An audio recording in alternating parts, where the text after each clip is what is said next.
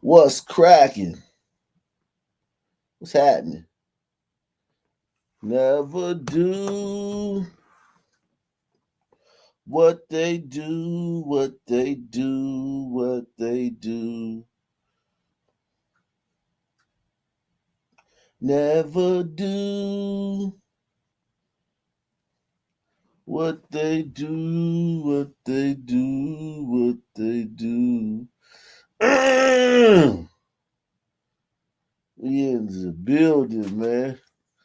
A great show for you guys tonight, man.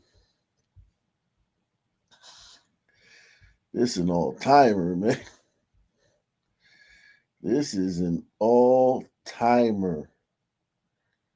It's one of the best shows ever, man.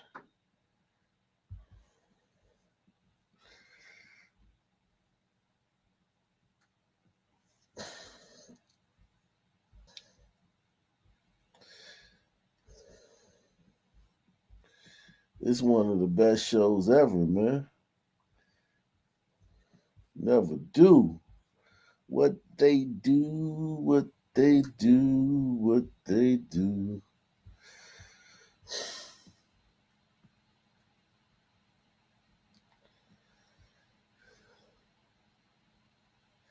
Never, never, never do what they do, what they do, what they do. Never do what they do, what they do, what they do. Uh, uh, yeah. Make sure you hit that like button, man.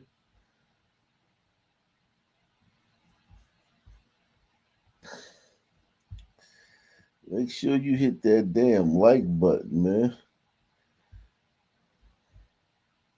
Flowing, man, I still think the 90s was the best rap era ever, man. I still think the 90s had the best rap. God, dog, man.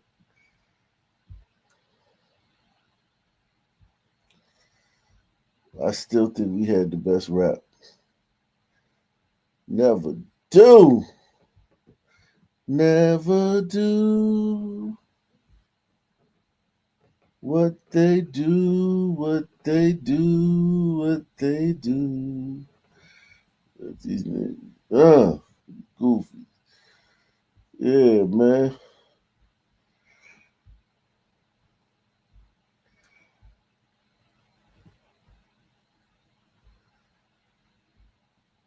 The principles of real hip hop have been forsaken. It's all contractual and about money making.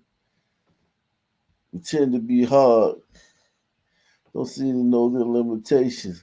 False representation. You want to be a man and stand your own. Tim C's require skills. I demand some show. Uh,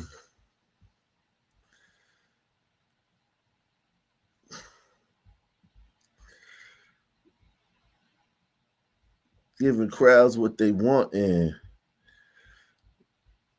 yeah, shout out to everybody, man. We coming through tonight with the real man.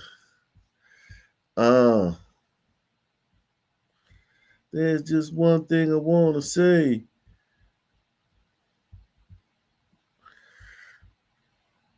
There's an alarming new crime trend from the state of Texas, which is now spreading really all across the Southeast, and police say it can happen in just a few seconds.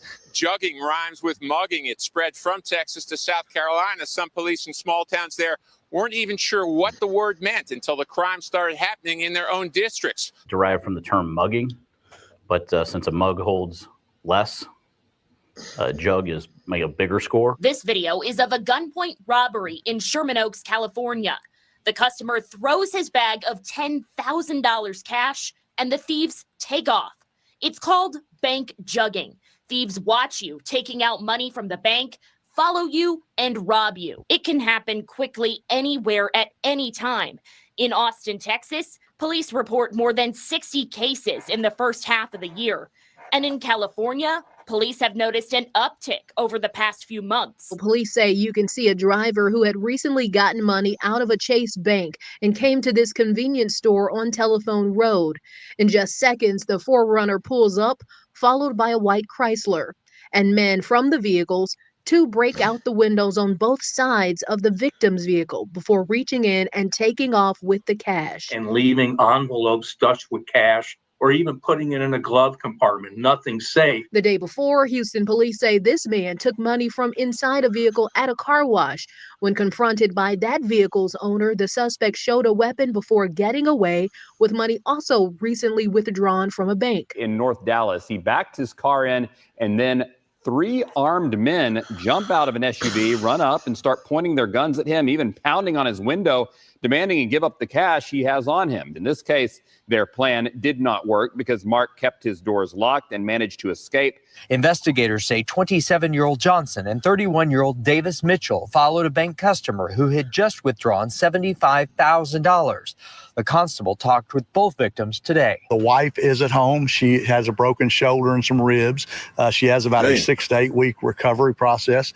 They are very relieved to know that we got these individuals off the street. About a week ago, this jugging incident took place. You can see the video. This man was followed back to his business and beaten and robbed in the middle of the afternoon. Police say this is Farrell Dembry and 2 others committing a jugging at the Bank of America on Fallon Loop Road last month. A 4th suspect waited in the car. A repairman was working on the ATM at the time. The suspects had, while he was working on the ATM, pulled up, forced him to the ground, told him to lay there, indicated that they had a weapon, said they would shoot him if he moved. Dembry disabled a different ATM in St. Louis earlier in the day, triggering a call to the repairman. They then followed the repairman around to different jobs until they got to O'Fallon. In the video, you can kind of see this guy sneaking around the cars, and he takes something out of your car. What did he take? He took money. He took the money I just got at the bank, and it was deliberate. And how much money was stolen from you? $60,000. I was just trying. Jeez. Yeah, man. Yeah. But listen, there's always a bright spot, man. All's not bad in the Black community. There's some wonderful things going on in the Black community. Press 1, man. Press 1. There's some wonderful things going on in the Black community. Press 1.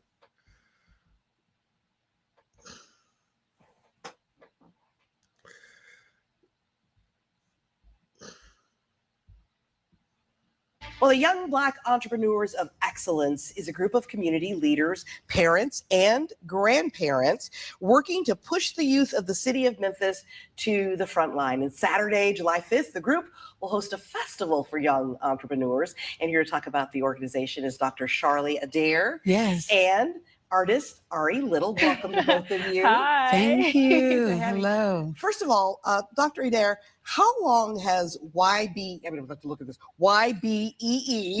been around, and share how young entrepreneurs, how it helps young entrepreneurs in the city? All right, this is an amazing question because I have an amazing answer for you. Okay. We are brand new. Oh, wow. This wonderful. came about 3 weeks ago. We were experiencing all of the negativity with young people in the city of Memphis. Right. And I began to talk to a couple of parents, grandparents, and entrepreneurs that are adults. And we thought about the youth of the city of Memphis and the amazing youth that we have. And so YBEE came up, Young Black Entrepreneurs of Excellence. Wonderful. Why be bound when God has set you free? Hello. Amen. Amen. Now, Ari, I understand you began your music career at 8? 10. 10? Mm-hmm. Well, still, that's young. What continues to drive your passion? Honestly, the city of Memphis, like the crowd, the people. I love meeting new people. I love going out and performing. Of course, that's always something I've been doing. Right. Meeting new people, honestly. Like, I love it. I love meeting new people, making new connections. I just love it. Wonderful. And it's important because we have so many children like who started at 10, Yes. who have these budding ideas and no place to put them. It's important to nurture them, right? Absolutely. We have over 15 youth, young people, vendors, and we have a stage full of performers that's going to be there. And Awesome. Black excellence, y'all. Black excellence. That's excellent what they doing, man.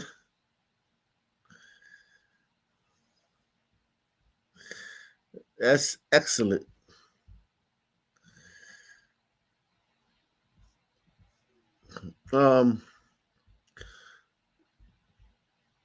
Never do what they do. Some small what towns they there. do. What they do. Let's see. Salute to everybody.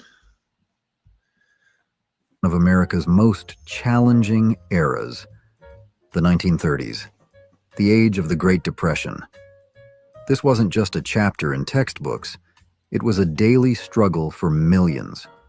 What did everyday life really look like? How did families find hope and small joys in such darkness? Join us as we rediscover a decade shaped by grit, resilience, and the deep bonds that held communities together. The context, a difficult time, the 1930s. As we know, the 1930s were defined by a historical event of immense impact, shaking the entire world. That event was the Great Depression.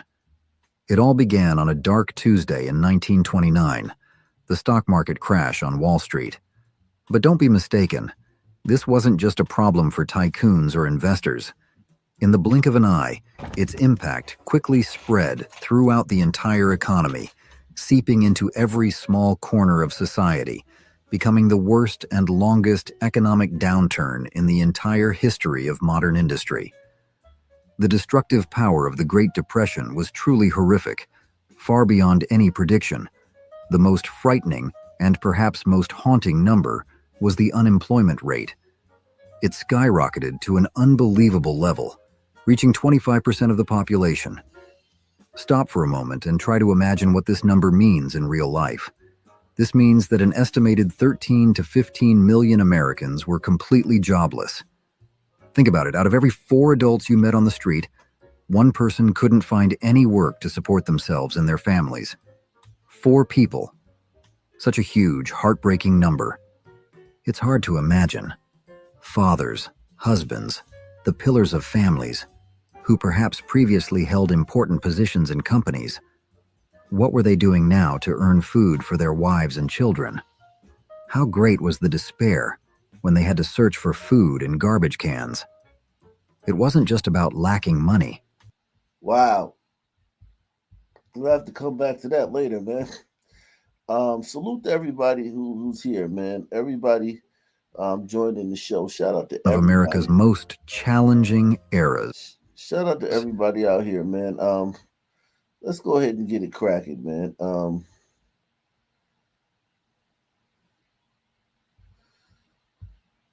We continue to follow breaking news this afternoon of 2 Milwaukee police officers shot on Thursday night. It happened near 24th and Garfield. Officials say 1 officer remains in critical condition and the other is expected to be okay. A suspect is now taken into custody. Let's bring in our northern Milwaukee County reporter, Gideon Verdeen. And Gideon, you have been speaking with people who live in that area all morning and all afternoon. So what are people who live there telling you this afternoon? That's right, Adriana. I'm standing here at the heart of the investigation here on Milwaukee's north side, a neighborhood shaken up after shots fired last night. 2 Milwaukee police officers were shot, and what officers say they were responding to a shots fired call. Now, neighbors in this community tell me they're fearful and uncertain.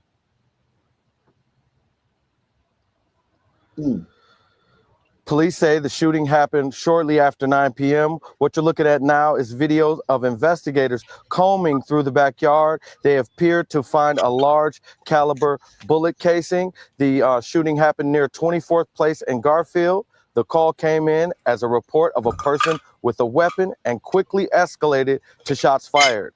As officers moved through the alley, they were met with gunfire and both officers were struck. Police are calling it a targeted ambush. I spoke with neighbors in the neighborhood who heard the gunshots. As soon as we got in the house, it was shots. We had to get all of the kids down. It was like a big pop, like a wow. And then When I got the kids down, it was a bow, bow, bow, boom. Pissed off. My sister's a retired police officer, so I have high esteem for police officers. So pissed off. Mm. Now, MPD says they have one suspect in custody, but the investigation is ongoing. We saw investigators out here all day combing this. Mm.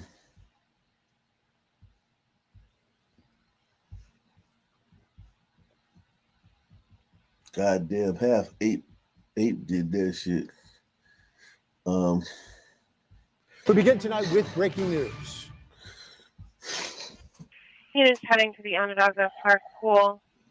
Caller stating that shots were fired near the area of the pool, multiple gunshots. There's an open line with a female saying that they didn't see the shooter. Nobody knows where they are. Calls are still coming in. A 15-year-old shot and killed near the pool at the city's Onondaga Park. Lifeguards quickly cleared the pool from a crowd of swimmers. Police responded. It was very busy because of the hot, scorching weather and also a half day for students in the Syracuse district. Good evening. I'm Matt Mulcahy here watching NBC3 News at 11. Lifeguards cleared the pool, made sure everyone was safe. Police responded. Now, police say they found the victim shot in the abdomen just outside the fence line of the pool, but in full view of everybody inside the pool area. This major crime at a public park comes less than 24 hours after 3 young people were shot on the city's north side. Last night, Syracuse police responded to Higher Ave and Canal Street on the north side, found the young victims there shot or grazed by bullets. They were ages 8, 9, and 12. They were all in stable condition. Listen. Police say 2 suspects rode up on scooters. There was a fight, shots fired, and then they took off on those same scooters. City leaders say parents and guardians must step up in new ways. Parents and guardians must step up to stop this. I am urging this community to say enough is enough. If it's your child, if it's your neighbor, if it's your grandkid, we got to stop this. Park's supposed to be a safe place where anybody can come and relax, sit under trees. We're spending thousands, millions of dollars to make sure that people have an opportunity to come to the pools and the splash pad, and we're shooting? Search your home. Take a look at what's in your house. It's your house. Go through the rooms. Oh, the privacy of young kids, not when it comes to guns. There was a deputy mayor at the same time people were voting for her today. Syracuse police say they may have video that shows the shooting at the pool, and they have idea who may have done the shooting. Today's shooting sent shockwaves throughout the city. Many of the community members have time and again mourned the death of a young victim to gun violence. Which growing up for us was the park to go to. You know, I mean, it was nice. It's just everything was right. It was the right day. And here on the right day, the wrong thing happens. Gunfire. And not only shooting, but a death. The death of a 9th grader. That just, man, it just did something to me. I'm tired of that. It's Pastor Alex. Tonight, outrage is growing as neighbors call for peace. Gary Robinson Jr. reports from the park. A community pool turned into a crime scene.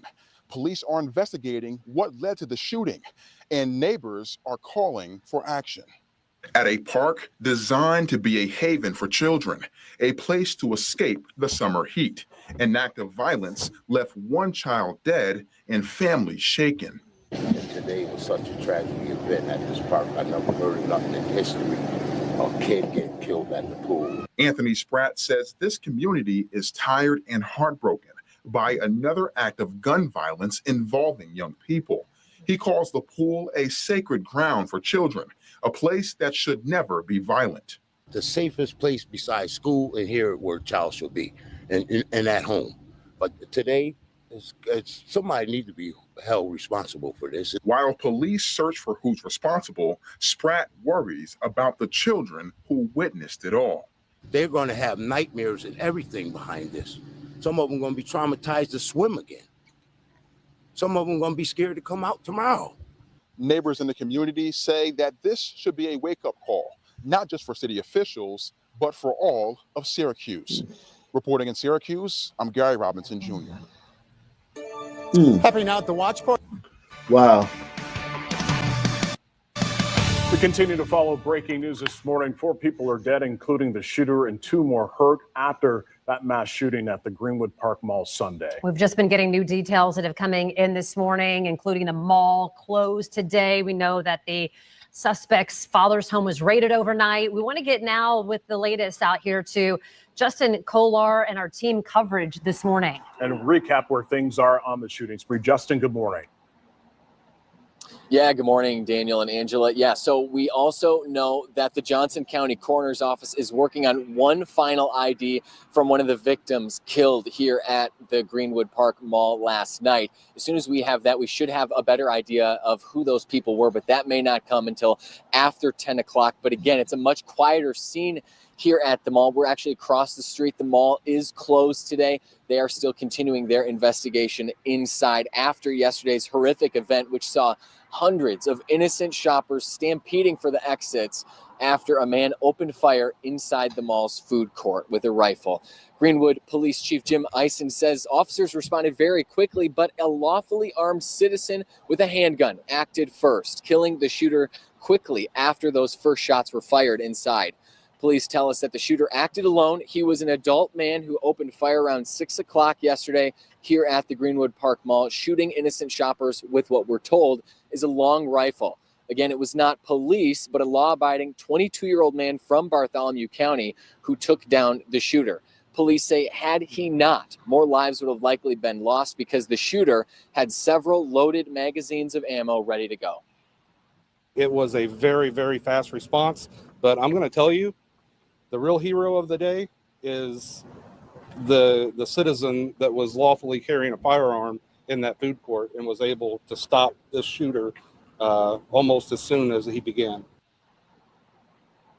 Yeah, and Angela, you mentioned this. We've also just got confirmation from mall representatives. The mall will be closed today while police continue their investigation inside. And our own Russ McQuaid, who joins me now on camera, was here at the scene last night. You've been investigating this morning as well, and you were at the scene of the apartment where the young man was living that was raided. What else can you tell us this morning? What have you learned? We've confirmed the name of the young man involved in this, a 20-year-old from Johnson County. We won't release that name until Greenwood Police Department releases it. However, I've been to the apartment he shared with his father this morning, knocked on that door. There was no answer. However, I did have a chance to talk with neighbors, and neighbors described for me, and we will show you photographs and video of a raid that occurred between midnight and 3 o'clock this morning. Those neighbors say, first of all, SWAT team members, heavily armed and wearing body armor, evacuated many of the people residing in those apartment buildings here on the south side. And then they went in through that building, they entered, and they also sent in a bomb robot device to go in and search the apartment. And the neighbors tell me that that lasted till about 3 o'clock this morning before everybody cleared out. They did not necessarily see from their vantage point whether or not police took anybody out in custody or anybody for further questioning, or whether they also took out any bags of evidence. Now, of course, this is information we're going to sit on for the time being. We've done some searches through court records to determine the identity of this young man and his family. Perhaps we will learn more of that on the record this afternoon at 2 o'clock when the Greenwood Police Department holds its briefing.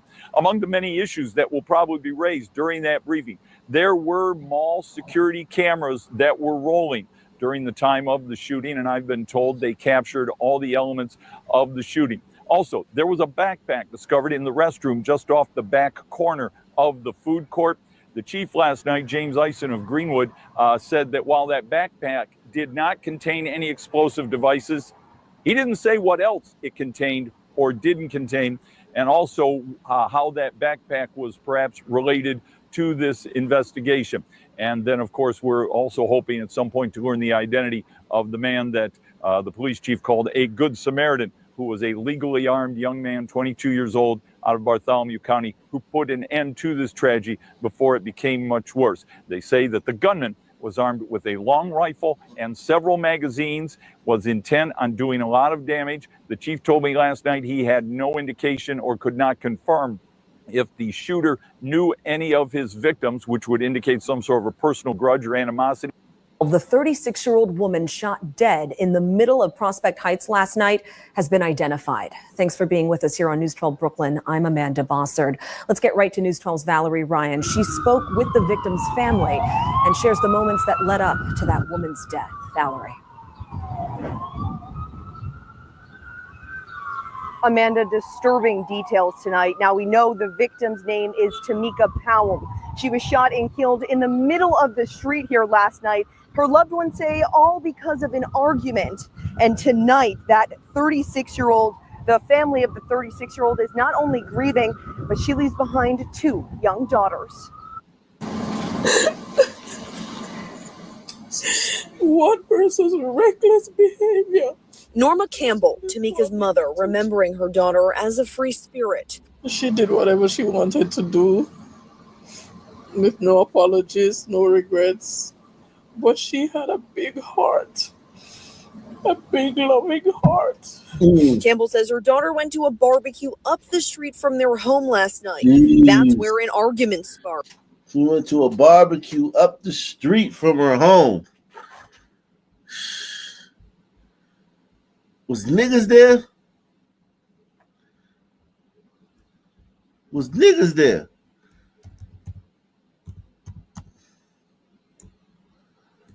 Was niggas there?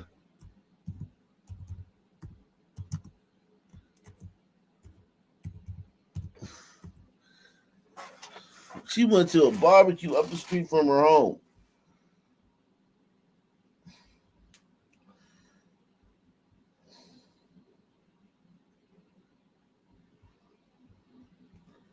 And got smoked by a Negro. Got smoked by a Negro.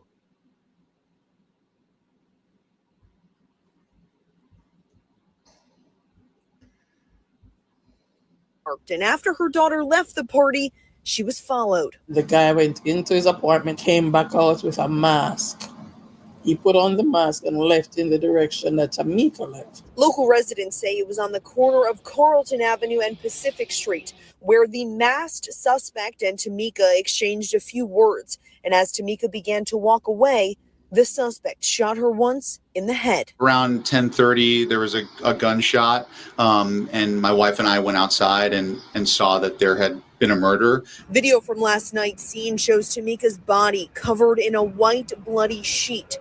Tamika took her last breaths just 2 blocks from where she lived. If you were bold enough to take a life and come forward, whatever the confrontation may have been, it didn't get to this level. At this time, no arrests have been made and the investigation is ongoing. Reporting from Prospect Heights, Valerie Ryan, News 12, Brooklyn. Angel's only in the first year of her career. She's very young. Juju is above her and she's still in college. She has won on every single level and has had double-doubles on every single level. She throws the ball at the rim, gets it back to put it back up to get her record. Is she not supposed to give her team another opportunity? And she made the first layup. She wouldn't have to rebound. We're talking about ball. We're talking about the game. Caitlin West scored 769 points in her rookie year. If I give Angel Reese flowers, doesn't take anything away from Caitlin. I'll do a video on that on my other channel. The parents of a murdered TCU student confronted his killer in court. It was emotional as they described how his random act of violence cut a life short. The man charged with shooting and killing a TCU student in 2023 pleaded guilty and was sentenced to 60 years in prison. I'm Clarice Tinsley. Investigators say the attack outside of a bar in Fort Worth was seemingly random. Fox 4's Deion Anglin joins us with more from today's hearing. Deion. Hi there, Clarice. Well, today's sentencing proceeding represents a family finding justice and the collective will to move forward after the murder of their loved one. Matthew Purdy entered the courtroom in handcuffs, his face void of expression, his hair quite longer than at the time of his arrest in 2023. He is moments away from sentencing. It was September 1st of that year when Purdy admitted he randomly selected, then shot and killed Wes Smith. a TCU college junior, a well-known athlete and student who was out late with friends. Look at that white guy, man. Yo, that little fucking, whatever the fuck he is, I don't know what the fuck the killer is, but he killed this white guy, man, this strapping young white guy, man. Just murdered him for no reason. Executed his ass. Salute to Irish Goon, man. Irish Goon says, salute, thanks for keeping me and my brother Big Pete alive, navigating through these Sons and YNs on opposite ends of the country. You're a legend. Salute to you, man. I didn't know you and Big Pete were brothers, man. It's crazy. Salute, man. Salute to you guys, man. Yeah, don't be like this strapping young fucking white guy, man. Fucking all-American white dude, man. This is like an all-American fucking Brett. This motherfucker was gonna go be whatever he wanted to be. Life, he had life by the cojones. He was gonna go live and be whatever he wanted to be. He was gonna go live and do whatever he wanted to be and do whatever he wanted to do. And that fucking animal snuffed his life out for no reason, just on a whim. No argument, no nothing, just killed him. An athlete and student who was out late with friends in Fort Worth's West 7th Street Entertainment District. You physically murdered and executed Wes, but you emotionally and psychologically murdered thousands of other people, including probably everyone in this courtroom. No one is safe in your presence. You're a threat to everyone in this courtroom. You're a threat to everyone in this city. Smith, at the time, had stepped outside of a bar to hail a ride home for two female friends. I believe my son Wes died as a hero that day. He was trying to help two women, doing what I had encouraged him to do, take care of people. Particularly as a man, take care of young women. And in doing that, you executed him. Purdy, in a move avoiding a trial, pleaded guilty and is sentenced to 60 years in prison for murdering Smith. The 21-year-old victim's parents spoke to Purdy directly. And I keep my thoughts on Wes and God's promises. And you, honestly, I try not to think about, and I leave you with God for his will to be done. Smith's murder sparked widespread reaction across the TCU campus and the city of Fort Worth and his hometown near Memphis, Tennessee. His killing, along with numerous other acts of violence in the West 7th Bar District, has prompted changes to municipal laws and overall tighter security measures. You didn't know Wes. You've never met him. But in that moment, you made a devastating, senseless, evil choice. You decided that you mattered more than he did. And for Smith's many relatives, friends, supporters, and even strangers who offered the family condolences, they now move forward in his memory. We feel like it gives the family some peace to put this part behind them and to hopefully start to grieve. We think it also assures the safety of our community away from him. Hello, everybody, and welcome. Angel's only in the first year of her career. She's very young. That shit is crazy, man. Killed that strapping young man. I mean, just murked him. That shit is insane, man. You're the one I'm Tonight, shocking new video of criminals going after folks' money right after they take cash from the bank. Police need your help finding the suspects who are tied to at least two of these robberies. Katia Winfrey has the story and how new legislation could be part of the solution to the problem. New legislation. New surveillance video from Houston police shows a white Toyota 4Runner that officers say was involved in at least two cases in late April. It's not just bold, it's also brazen, and it's also the fact that you don't have any fear factor in our criminal justice system. In the video, police say you can see a driver who had recently gotten money out of a Chase bank and came to this convenience store on Telephone Road. In just seconds, the 4Runner pulls up, followed by a white Chrysler. And men from the vehicles Two break out the windows on both sides of the victim's vehicle before reaching in and taking off with the cash. And leaving envelopes stuffed with cash or even putting it in a glove compartment. Nothing safe. The day before, Houston police say this man took money from inside a vehicle at a car wash. When confronted by that vehicle's owner, the suspect showed a weapon before getting away with money also recently withdrawn from a bank. While police search for suspects, Andy Kahn with Crime Stoppers says a recently passed law could be part of the solution to cracking down on these crimes that police call jugging. And it's called House Bill 1902, and it actually defines an offense called jugging. Kahn says Crime Stoppers helped advocate for the new law, which goes into effect September 1st. And he says it won't just apply to those who follow victims home from the bank, but also cases where criminals follow their victims from other locations like a store or business. Mm.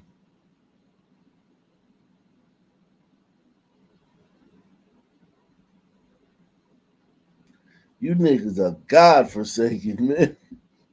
The Columbus Division of Police and Central Ohio Crime Stoppers once again teaming up and asking for the community's help in solving a drive-by shooting on New Year's Eve. It happened along Trevitt Street in the Mount Vernon neighborhood. Two girls, ages 13 and 10, were shot. NBC4's Jackie Gillis spoke with police and the girl's mother. The message is clear. They want this case solved. The girl's mother, Tiana Hall, says it's been a tough 6 months for her and her two daughters. She's pleading with anyone who knows anything to please come forward. 10 seconds changed my daughter's life forever, not just Amaya, but Star as well. It's an indescribable feeling when your child says, "Can you roll me over, Mom, so I can sleep on my stomach?" All because someone did some stupid stuff. It was December 31st, 2024. Just minutes before midnight. In this newly released surveillance video, police say an orange Dodge Challenger pulled up in front of a house, turned the lights off, and someone can be seen getting out and firing multiple shots blindly into the home before driving away. Those shots struck a bedroom window. That bedroom was filled with kids, anxiously awaiting the stroke of midnight. Hall's two daughters were shot. Jesus Christ.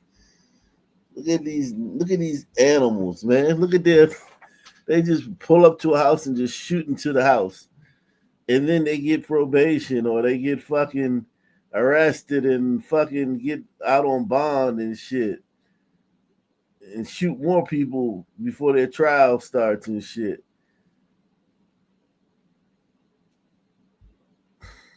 Turn the lights off, and someone can be seen getting out and firing multiple shots blindly into the home before driving away. Those shots struck a bedroom window. That bedroom was filled with kids, anxiously awaiting the stroke of midnight. Hall's two daughters were shot, 13-year-old Star and the now 11-year-old Amaya. Star had surgery a few months ago and is now recovering. But Amaya is paralyzed from the waist down. Wow. Hall says the past 6 months have been grueling. Much has not changed with Amaya. Paralyzed from the waist down. Hall says the past 6 months have had surgery a few months ago and is now recovering. But Amaya is paralyzed from the waist down. Hall says the past 6 months have been grueling. Much has not changed with Amaya. As of right now, I'm trying to boost her self-confidence. When we go in public, she puts her head down or does not want to leave home at all.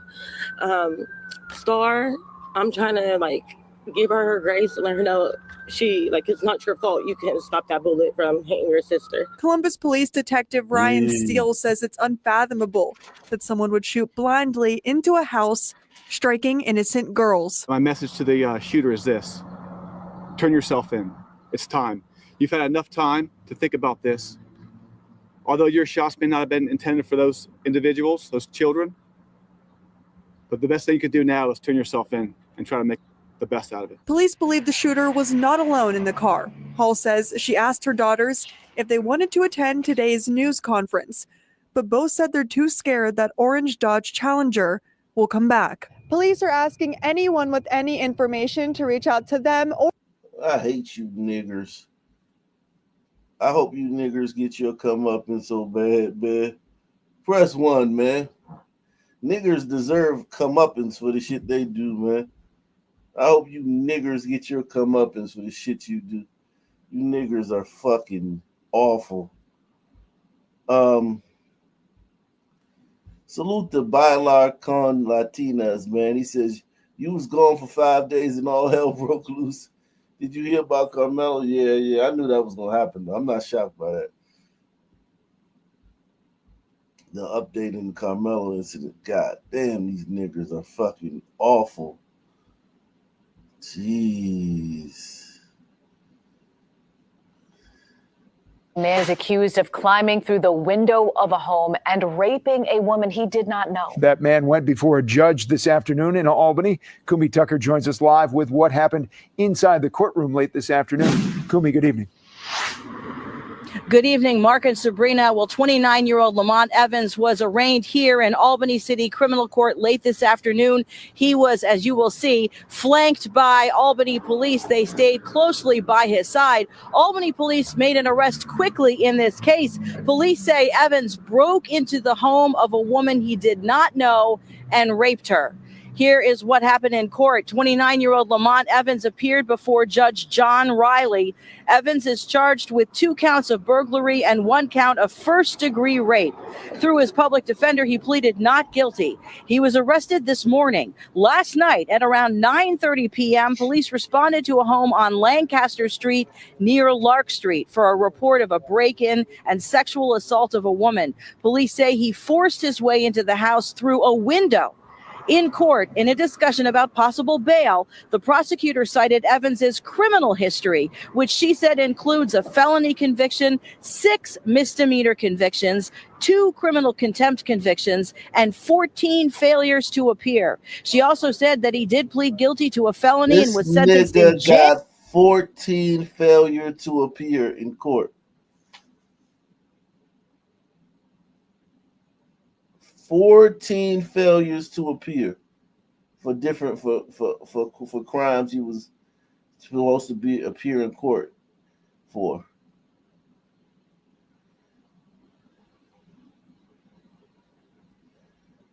Jesus Christ. And each time they do that, they put a bench warrant out on you. In most places, they put out a bench warrant. So now you got a warrant. The cops come find you, and then they fucking arrest you. And then you go to court. And then he probably would get out after that. They probably, the judge would probably give him a bond. Because 14 failure to appears is insane. Evans's criminal history, which she said includes a felony conviction, 6 misdemeanor convictions, 2 criminal contempt convictions, and 14 failures to appear. She also said that he did plead guilty to a felony and was sentenced in January, just this year, to 5 years of felony probation. So he was on probation when he allegedly committed those violent crimes last night. Here's what Judge Riley had to say. Given the information contained in the file 15, the allegations contained herein, and the fact that the defendant is currently on felony probation, the court does find that remand would be required and will remand the defendant on these charges with the preliminary hearing set on June 20th at 1:30 p.m. And so Judge Riley remanded Evans back into custody. Now, the victim was taken to Albany Med for treatment. And today in court, Judge Riley also issued a no contact order of protection for her. We also knew at 6 have some information about that felony charge that Evans. Salute to my man Idolf Diversity, man.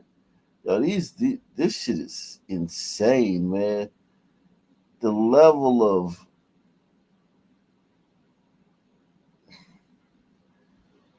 jeez.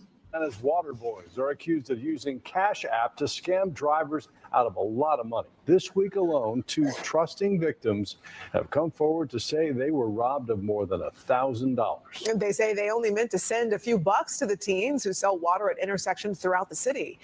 Fox 5's Rob D'Arienzo is live in Midtown tonight. Rob, it's an important morning. Yeah, that's right, guys. They say no good deed goes unpunished. And these victims tell me they were just trying to send a couple bucks to the water boys over Cash App. But when they handed their phones to them to put in their usernames, they got scammed. If y'all are in Atlanta, do not give any money to the water boys. It was a bottle of water that cost Tristan Richardson $1,100. She encountered Atlanta's infamous water boys off the downtown connector in Midtown earlier this week. One of the boys came up to my window and I let my window all the way down. And I was like, I don't have any cash. The water boy told her he'd take Cash App, so she put in her $2 payment and tried to get his username. And then he was like, he took the phone. He was like, no, let me just type it in. You're not typing it right. As soon as she got her phone back, she realized she messed up. When he gave the phone back to me and I sent the payment, it was $1,100. And it seems to be a growing trend. Police say on Monday, a man lost $1,000 at that same exact intersection, with the water boys using the same exact tactic. Last week, we told you about a woman who says she lost $800 on a QR code provided by a group of water boys off I-20 and Joseph E. Lowry. If anybody knows me, I'm always giving to people. I'm always just helping out the community. The emotional TikTok Richardson made right after it happened has gone viral. I had so many comments on my video of people saying, that's the oldest trick in the book.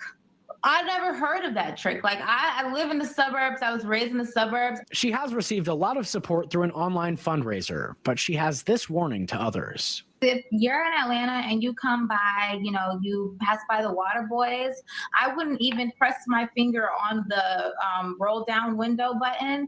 I wouldn't even press that. Like, don't even bother. And Richardson has filed a police report with APD, who is currently investigating this. Meanwhile, she says she's opened a dispute with Cash App, but she says this could take weeks, maybe even months to resolve. That's the latest from here live in Midtown. Rob DiRienzo, Fox 5 News. Well, it sounds like they realize it now, but it's probably best not to give your phone to anyone you don't know. Rob, it's important to know that. Smart advice. Yeah. All right. Thanks, Rob. Jeez.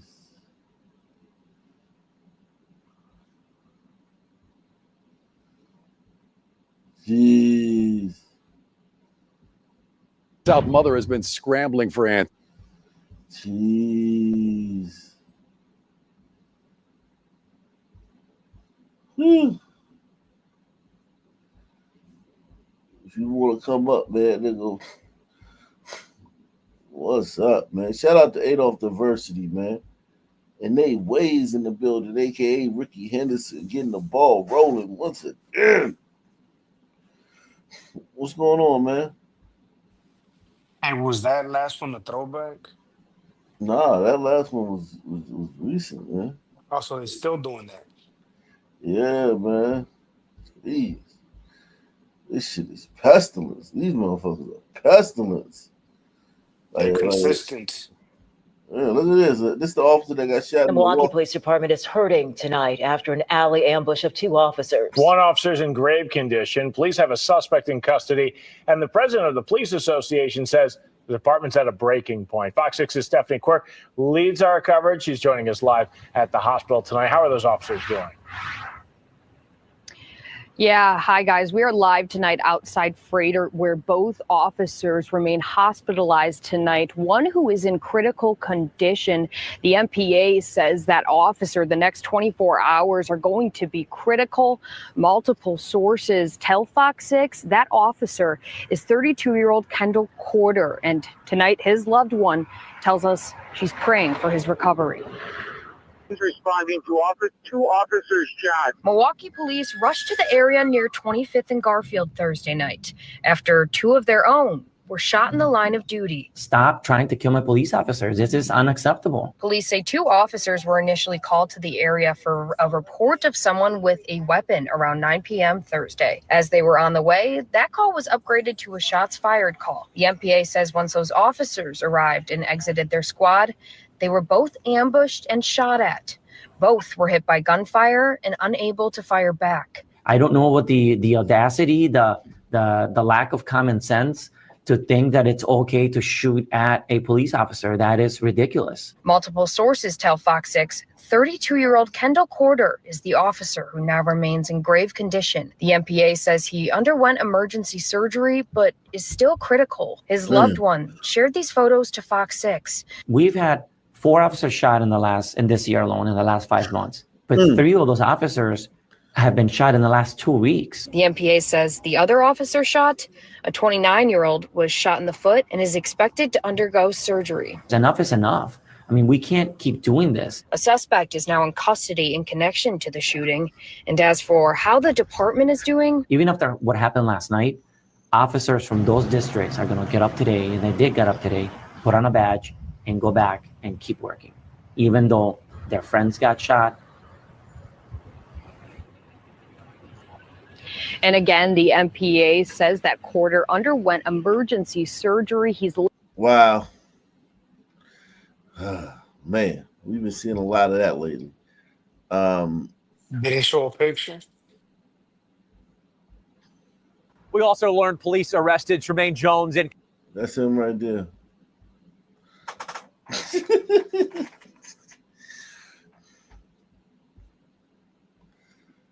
You got Bill in the bank.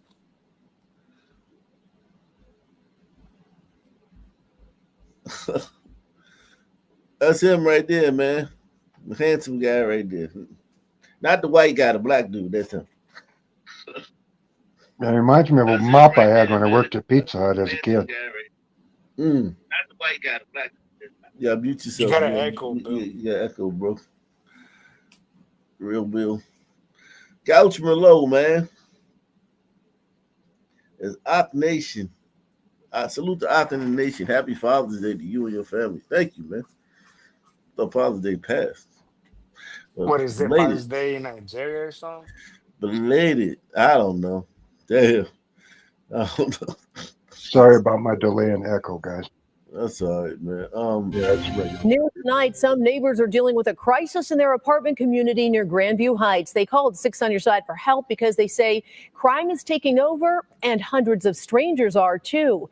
Aaron Simonek joining us live from Runaway Bay Apartments. Aaron, what you are about to show us is shocking, to say the least. Oh, absolutely, Jessica. Just imagine hundreds of people taking over this apartment complex who don't live here and don't pay rent, partying at the pool, the beach, and even the parking lot. Neighbors who do pay rent say they're concerned for their safety after even hearing gunshots earlier this month. At first glance, the Runaway Bay Apartments seem like a dream, a picturesque landscape nestled on one of these Scioto quarries. The gate is not locked. It is a free-for-all for whoever wants to come in and out of this place. But some people who call it home say it's become a living nightmare. I've had my kayak stolen, my paddleboard stolen, I've had my car broken into, but yet we can't talk to the trespassers. Carrie Cassidy has been renting here for a long time and says crime is only the start of the problems. There's a dangerous and disturbing trend happening involving pop-up events where hundreds of strangers take over the property, including the pool, the parking lot, and the quarry beachfront. All of this on private property where they don't live or pay rent. The front gate has been broken for months, with people pouring in day and night with no control. I'm paying $1,400. Jesus Christ. I mean, listen, salute to Dina, man. Dina in the building. Shout out to James J, man. He says, you're so great. Great panels. Thank you. You're welcome, man. Thank you, man. Appreciate everyone tuning in, man. Salute to everyone hitting the like button. Everyone hitting that Cash App and that PayPal and that Super Chat. Salute to all you guys. This right here. How do you deal with this? Let's think about that. Like, you're a tenant, and hundreds of sons and some trashy white girls that they hang around with. Probably some hombreros. You know what I'm saying? Couple hombreros here, there. Yeah, some wiggers. Yeah, just some whole, just a motley crew of shit stained ass wipe, they're probably good people, you know what I'm saying, at the core, but people who behave in reprobate, degenerate ways. Yeah, they with the culture of hip hop or whatever you want to call it. Exactly. That type of group, and they're there, and you say something to one of them, it's gonna be a huge problem. You go to They said the HO, I guess the building's not doing anything about it. Maybe it's some law that you can't, I don't know. But this is rough. This is a rough one, man.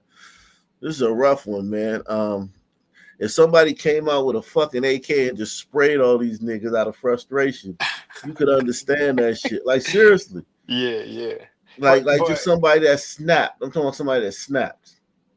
Yeah, but that aside, right? That extraordinary scenario, there's not much you could do. What can you do? Yeah. All you could do is literally nothing. But can't you call the police?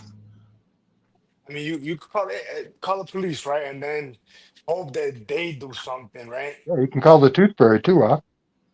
Yeah. No, look. Call the police. I'm sure the police don't want to deal with this. This is like the type of incident where you're gonna have to like use force. And why use force if you don't have to? But yeah, in Brooklyn the other day, they shut down a block party because blacks were gathering and they knew something bad was gonna happen. Why can't they shut this down? I just don't. I'm trying. It could be shut down, right? They could go and shut it down for sure, right? But in the process, maybe hold their breath that they don't have to use force on one of these Sun words, because God forbid the mayor gets upset at the pigs, right? Wow. And you know everybody there's going to be filming. Yeah, definitely. Just waiting for the fuck up. Without a doubt. And It's like a lottery ticket. Antagonizing the rest. Oh yeah, calling them names and you ain't shit. You're a rookie. Property, you know, including the the same pool, old the parking lot, diatribe. and the Quarry beachfront. Yep.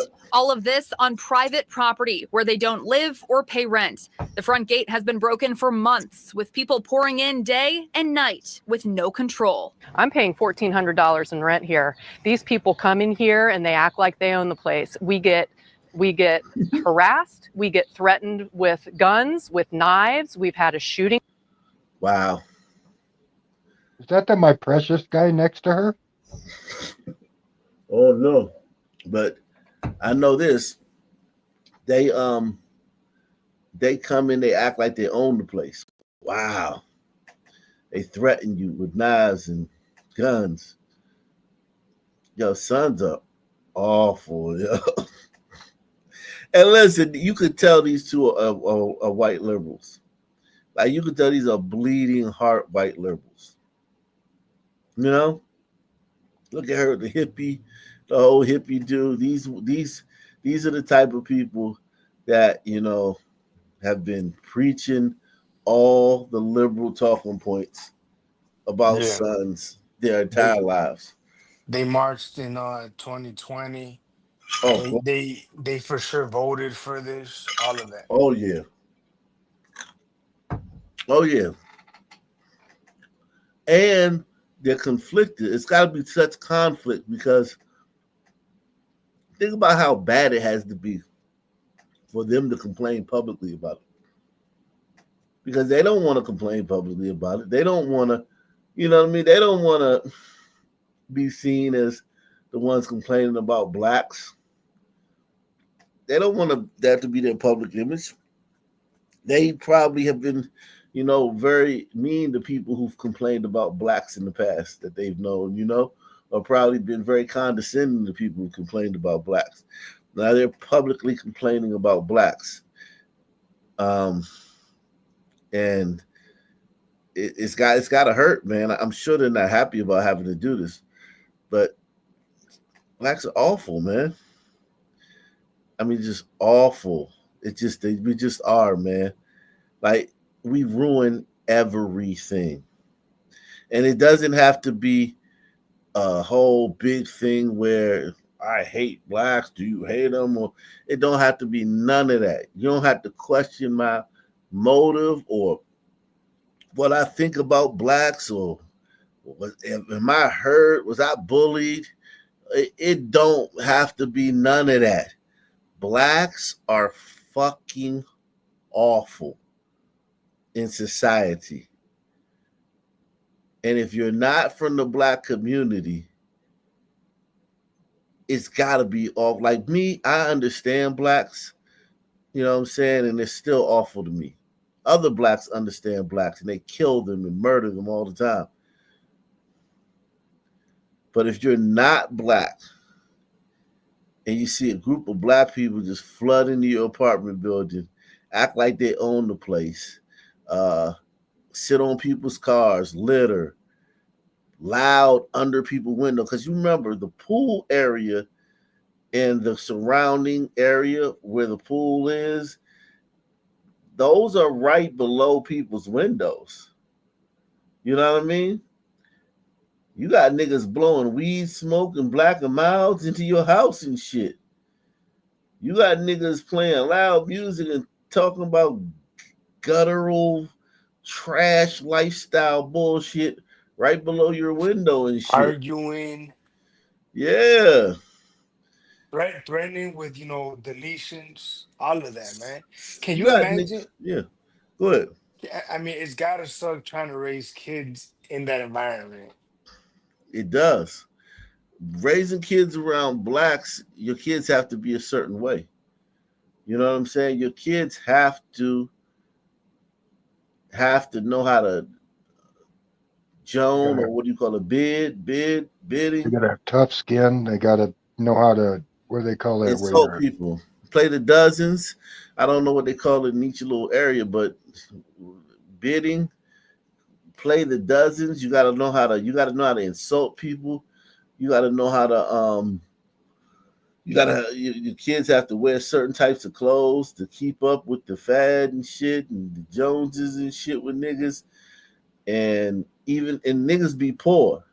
Niggas be poor, and you gotta buy certain expensive name brand shit to keep up so your kid doesn't get made fun of by poor people. By poor niggas whose kids have those name brands, you know what I'm saying? Because that's just how the black community is configured. You know what I mean? Like, name brands are very important. Yeah, that matters more than study time. Oh yeah, especially in school. So it's like, your kids don't have the proper name brands, they'll be made fun of and they'll be bullied. But the kids that are doing it, their parents are fucking poor. It's not like rich kids. It's poor people with low IQs. Right, but they're getting free, groceries, free rent. They got this extra money, so why not buy $300 shoes for your teenager? Exactly, but even if not, they're still getting it. They're stealing it. They're oh yeah, right. I could wear them to school, and then I get hit in the head, and then you take my shoes. Yeah, I mean, that happens a lot. They're getting it, and it's very important. And listen, man, I know these two women. I know their type. I just know these type of women look like fucking college professors or something.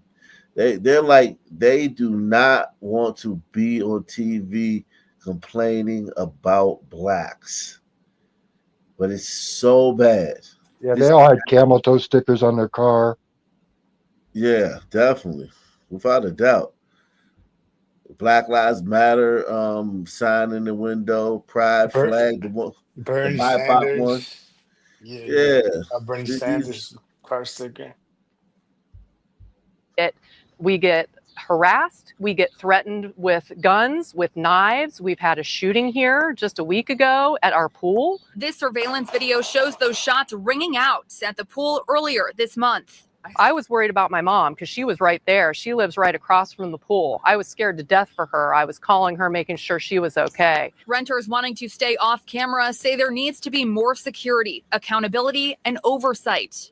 Been threatened to have my butt kicked by men, by women. Had women who have literally had their children running around this parking lot unattended. And take a look at this scene in the parking lot on Tuesday night. Hundreds of random people partying in the None of these niggers live here. That is insane. Yo, that is fucking insane. Think about you come home, right, from a long day's work or come home from anywhere. And you know, they usually have assigned parking spaces in this type of, you know what I'm saying, building or something like that. Or there's just enough parking spaces for the people that live there. These niggas is taking up 3 and 4 spaces with their cars. And then, like, who wants to park right here? Like, think about it. You coming back from fucking Chuck E. Cheese with your fucking kids and shit, and you're not a ghetto fucking shit stain. You're not ghetto.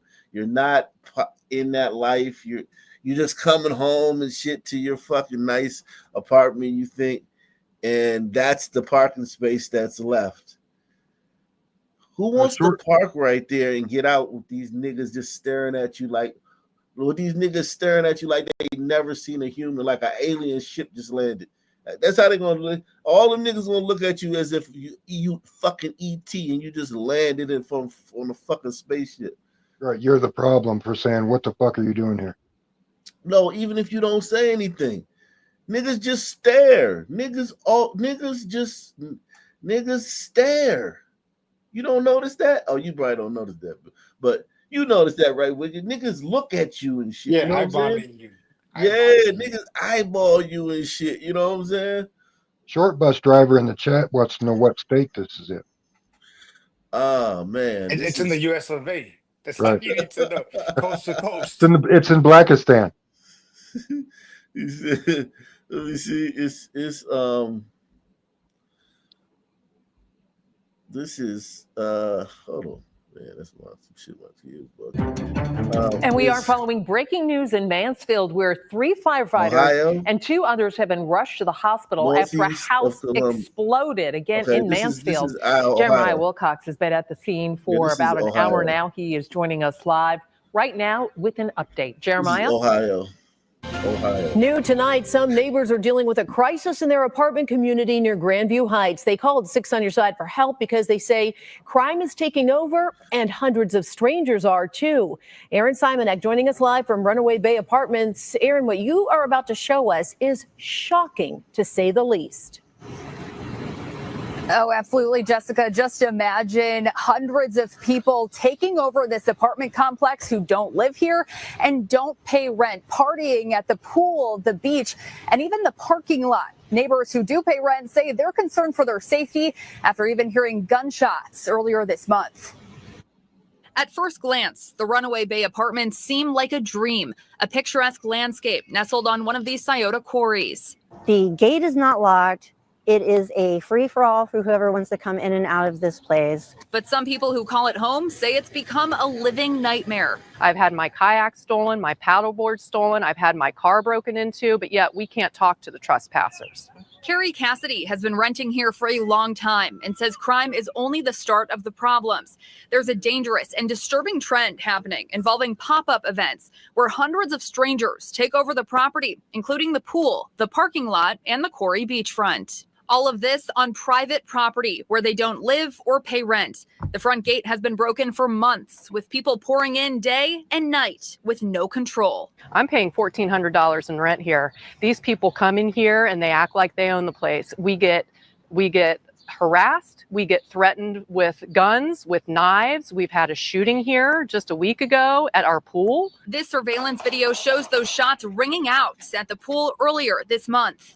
I was worried about my mom because she was right there. She lives right across from the pool. I was scared to death for her. I was calling her, making sure she was okay. Renters wanting to stay off camera say there needs to be more security, accountability, and oversight. Been threatened to have my butt kicked by men, by women.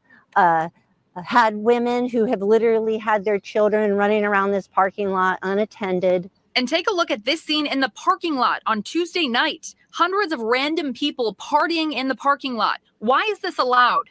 Neighbors say the police, AG's office, and code enforcement claim it's all on the property owners to make things right. This is you have a legal right to a peaceful environment to live in. And it's the management's responsibility to provide that.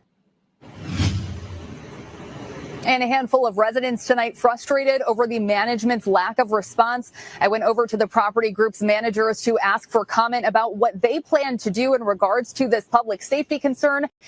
They turned me away with no comment tonight. Cassidy, one of many neighbors who are now looking for a new place to live. Live on your side, Aaron Simonek, Fox 28 News. Thanks for watching the ABC6 News YouTube channel. Bringing you breaking news, Yo, stories, sports, and original content throughout Central Ohio. I just imagine Scott Adams in his living room watching the news, shaking his head. Jeez. Wow. I mean, I wonder what he would think watching this segment alone, right? As was. What would he think about it? What would go through his fucking head? I mean, Scott Adams is probably, reverted back to his wokeness with Trump in office. Like, he's not no fucking conservative. Scott Adams was a pretty woke guy. He just snapped. But it's been a long time since he said that, so we don't know where he's at. I'd like to know where he's at. Yeah, me too. Right now, because when you have something like Trump's presidency, and then what the Supreme Court did yesterday, a lot of people, it makes it seem like to them it makes it seem like the sky's falling. Yeah, Not only that, but he got a pretty good lashing. He got dog walked in public. Oh no, he got canceled. He officially got canceled. You don't see Dilbert anywhere. That comic book used to be in everything. It's not anywhere. Like completely erased. They pretty much made sure that when he pees, he sit down. Yeah, exactly. Salute to Deluxe 247, aka Cal Ripken, aka the real MVP. Coming through once again. Shout out to Deluxe. Everybody give Deluxe a round of applause. Yeah, man. We told you about the Runaway Bay apartment. Uh-oh. Hey. Okay. There we go. All right. We told you about the Runaway Bay apartments experiencing chaos and trespassing on their property. Now this condo unit on the east side of Columbus experiencing the exact same thing. Wow. They reached out to us for help. I know that some people already left. They're going to leave this area because it's not safe anymore. Crews replacing the stairs near the pool at McNaughton Commons condos after trespassers at a massive pop-up party wrecked the property. Waksiem Najiri lives right next to the pool and says this past Tuesday was the biggest party yet. I don't know why the managers of the property here let this happen. Pop-up parties are becoming notorious in Columbus. Hundreds of uninvited guests overwhelm property amenities, making themselves right at home. All the people are not living here, the invaders. Ludmila Smirnov says she's tired of the loud music, drug use, and parking lot disorder. She's turning to the property management after police said they're limited in what they can do. It's not safe anymore. Who knows? Maybe they have guns or whatever. They're teenagers. They're not mature people. McNaughton Commons are owned by Onyx Realty. They tell us trespassers climb the pool house roof to get to the pool. Word is often spread on social media about these parties. The managers of the property need to devise ways and means of really handling this issue. We spoke with another renter wanting to stay anonymous at Runaway Bay. He's moving out next month for fear of his own safety and well-being. They need to have a security company here. And I'm scared. I hear noise and I'm scared. I tried to speak with Runaway Bay management yet again, but to no avail. People at these properties say they just want a peaceful place to live, but their current living situation is anything but. On your side, Aaron Simonek, ABC6 News. Jeez. They invaded another spot. God, dog. Jesus Christ. Oh my God. Wow. Wow.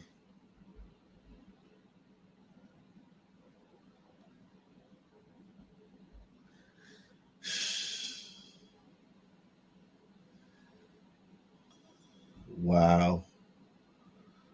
Unbelievable. Unbelievable.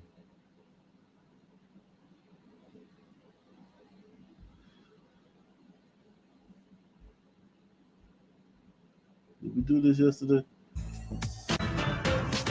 Tonight, a 16-year-old is now facing felony weapons charges in adult court. That's after a shooting on Monument Circle that left 3 people hurt and damaged. Yeah, I think we did that. Yeah, I think we did that yesterday.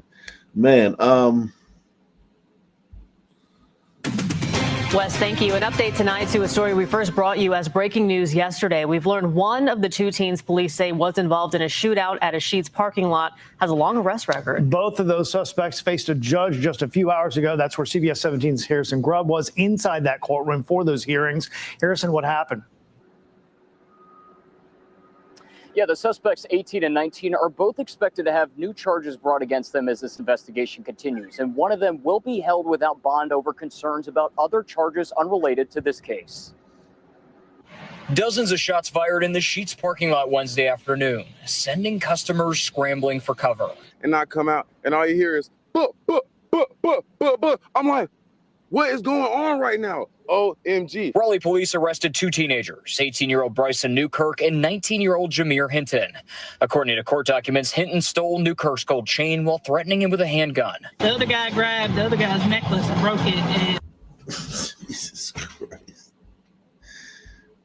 So these 2 got arrested, but they're not together. I'm trying to follow this. Raleigh police arrested 2 teenagers, 18-year-old Bryson Newkirk and 19-year-old Jameer Hinton. According to court documents, Hinton stole Newkirk's gold chain while threatening him with a handgun. the other guy grabbed the other guy's necklace and broke it, and then they went swinging on each other. That witness says the 2 then took their fight outside, and that's where investigators say Newkirk opened fire into Hinton's SUV, riddling it with bullet holes. The 18-year-old is being held on a $75,000 bond on a charge of assault with a deadly weapon with intent to kill, with another court appearance scheduled for Friday for additional charges. His family, nor he, nor I knew of the new charges coming, so we'll probably just see what happens and ask you for tomorrow. Court documents revealed those new charges are 10 counts of discharging a weapon into Hinton's occupied car. Hinton also appeared in court Thursday. His most serious charge in this case is felony robbery with a dangerous weapon. But the prosecution raised concerns over unrelated charges from other cases, including several larceny motor vehicle charges. This defendant has 10 pending cases with 8 different dates of offense starting in September of last year up until these new charges. More charges expected in this case. The judge denied bond, despite pushback from Hinton and his family. I'm not a danger to this society. Raleigh police say this investigation is ongoing. Anyone with information is asked to call Crime Stoppers. Live in Raleigh, Harrison Grubb, CBS 17 News. All right, Harrison, thanks for the update. Wow. Jesus Christ.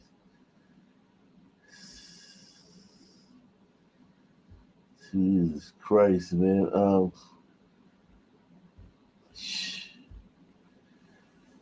Savages, man. Our top story for new details coming out about a deadly shooting at Douglas Park. One of the teenage victims identified as a relative of Laquan McDonald. Police sources tell us the suspect is a Chicago Park. A relative of Laquan McDonald, the hero in Chicago. Jeez. God damn.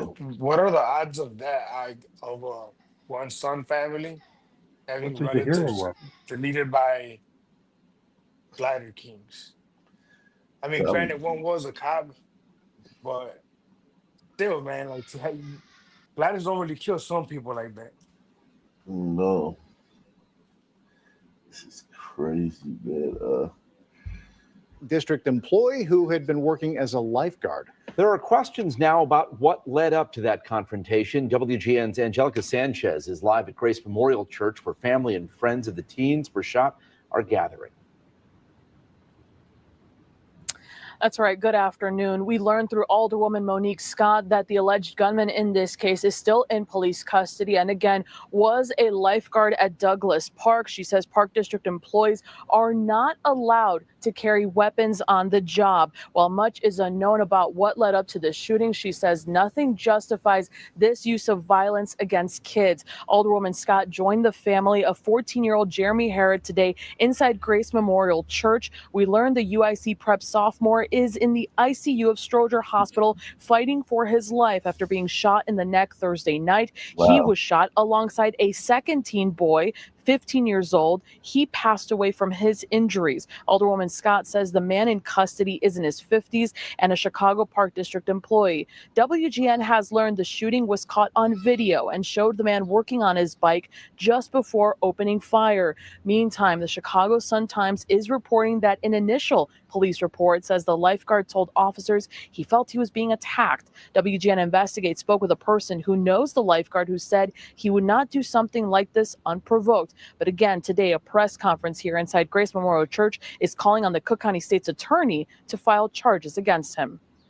I don't know the situation. I do know that it was an employee of the Chicago Park District, a lifeguard.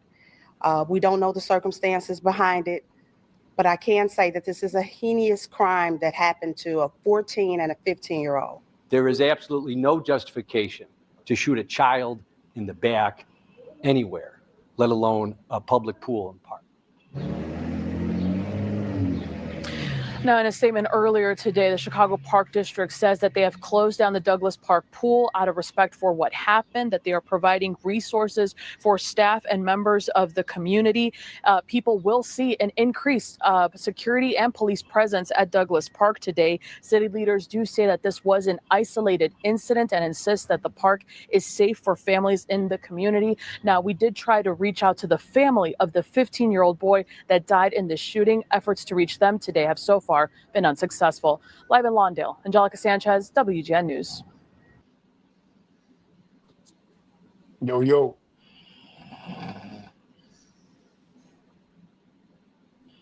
Man, right on time, right, Bill? Did he drop out on us? Yeah, he's fucking. Nah. Yeah. Wake up. Oh, shit. His head's back. I looked up the TV. That's a gift, man. Be able to sleep like that. Oh, man. Bill, do you remember his old chair? Oh, It yeah. was, yeah, and then we all encouraged him to get a new, more comfortable chair. Yeah, we fucked up. We fucked up. Everybody was scared to do it. Man. You ever take off your sandals and walk across the yard and step in hot dog shit? Right, That's what we did. Man, it's a skill to do that. How do you do that? I don't know, man. I'd pay to have that gift. I know. Me Takes me too, man. forever to shut down, and then I got to turn off my fucking brain. I know, me too, man. I don't know how he does it. There was one episode, Bill, I don't know if you saw it, where he was on the screen sleeping for like 3-4 hours on his own, dude. Did you see Oh, that? yeah, where he was sleeping?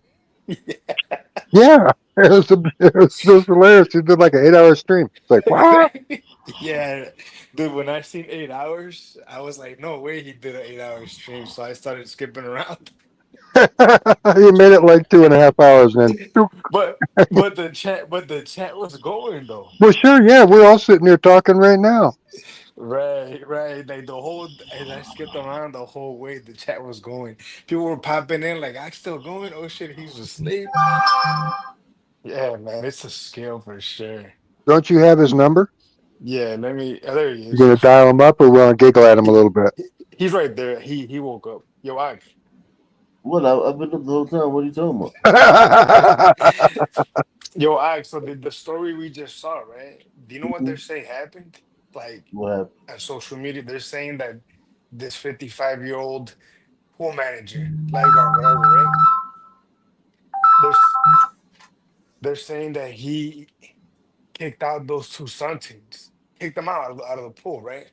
Because I guess they made a policy where you gotta have an adult with you. Do something like this unprovoked. So they left and came back with like an adult, probably like a cousin or one of the guys, right? Oh They were in the God. pool. They say when the lifeguard was leaving work, they approached him. They were running up on him or something, and that's when he opened fire on them. But Wow. but on social media, some people they're trying to make these kids the next Emmett Till kind of deal. You know how it goes. Oh Because really? yeah, I put a link on the back in the back chat. Oh, okay. It's Yeah. social media, but yeah, Glider killed them. Why not? Right? It's worth the shot, right? Oh, it was Glider kids? Oh no, these were two Sun kids, but a glider killed them. Okay, let's see. Let's see. Salute to everybody out there. Salute to Eric as he says, listening to this fantastic show, cracking up and making homemade sausage. Pause. Support the channel. Yeah, shout out, pause though.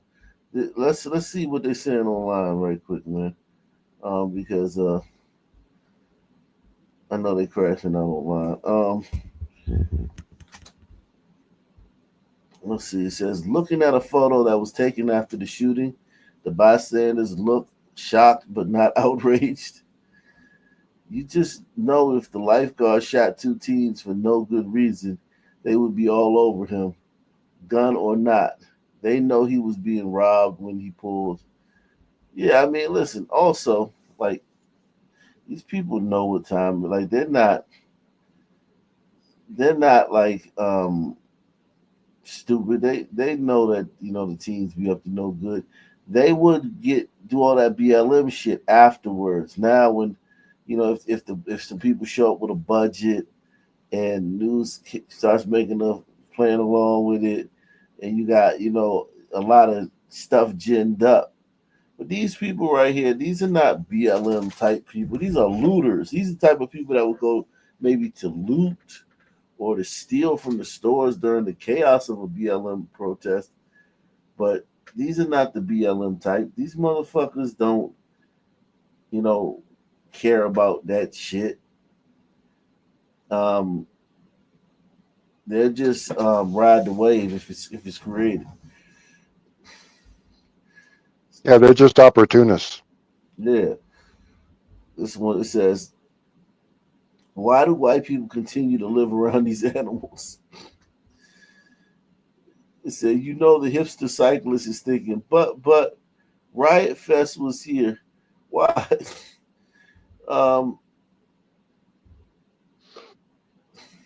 But I have a BLM flag. Yeah, that nothing helps you with these people, man. Wow. Yeah, look at the one I put in the back chat. Okay. Hold on. Extra support and security for staffers and campers here at Douglas Park after two teens were shot yesterday. 15-year-old Marjay Dotson died. A 14-year-old is still in the hospital. Chicago police have one person in custody. We've learned that person is a lifeguard here. It's evil what happened yesterday. Oh, wow. They're really doing young 14-year-old teenagers being gunned down at a place that probably would have, 14. Age doesn't mean anything when it comes to blacks. Age doesn't mean anything. Everyone knows that black teens are doing the most heinous things out here. And everyone knows for a lifeguard doesn't just shoot people at a swimming pool.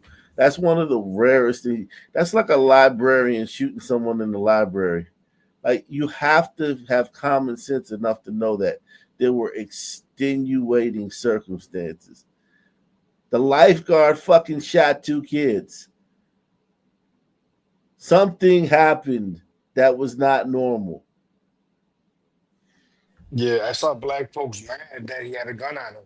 Like, they were saying, if he's so scared to go to Blackistan, why carry a gun? Wow. Because I'm in Blackistan. What about Carmelo Anthony? He took a knife to a track meet, and all black people were like, "Yeah, so you got, yeah." Mind you, that Carmelo Anthony, he took it to from what I understand, a beautiful area, an area that is like upper class. if America falls for this BLM shit again, man, it's gonna be crazy. Down at a place where it should be deemed safe. Today, Chicago police are reviewing video of the incident. A 15-year-old died and a 14-year-old is fighting for his life. According to a police report obtained by our ABC 7i team, the alleged gunman is a lifeguard with the Chicago Park District.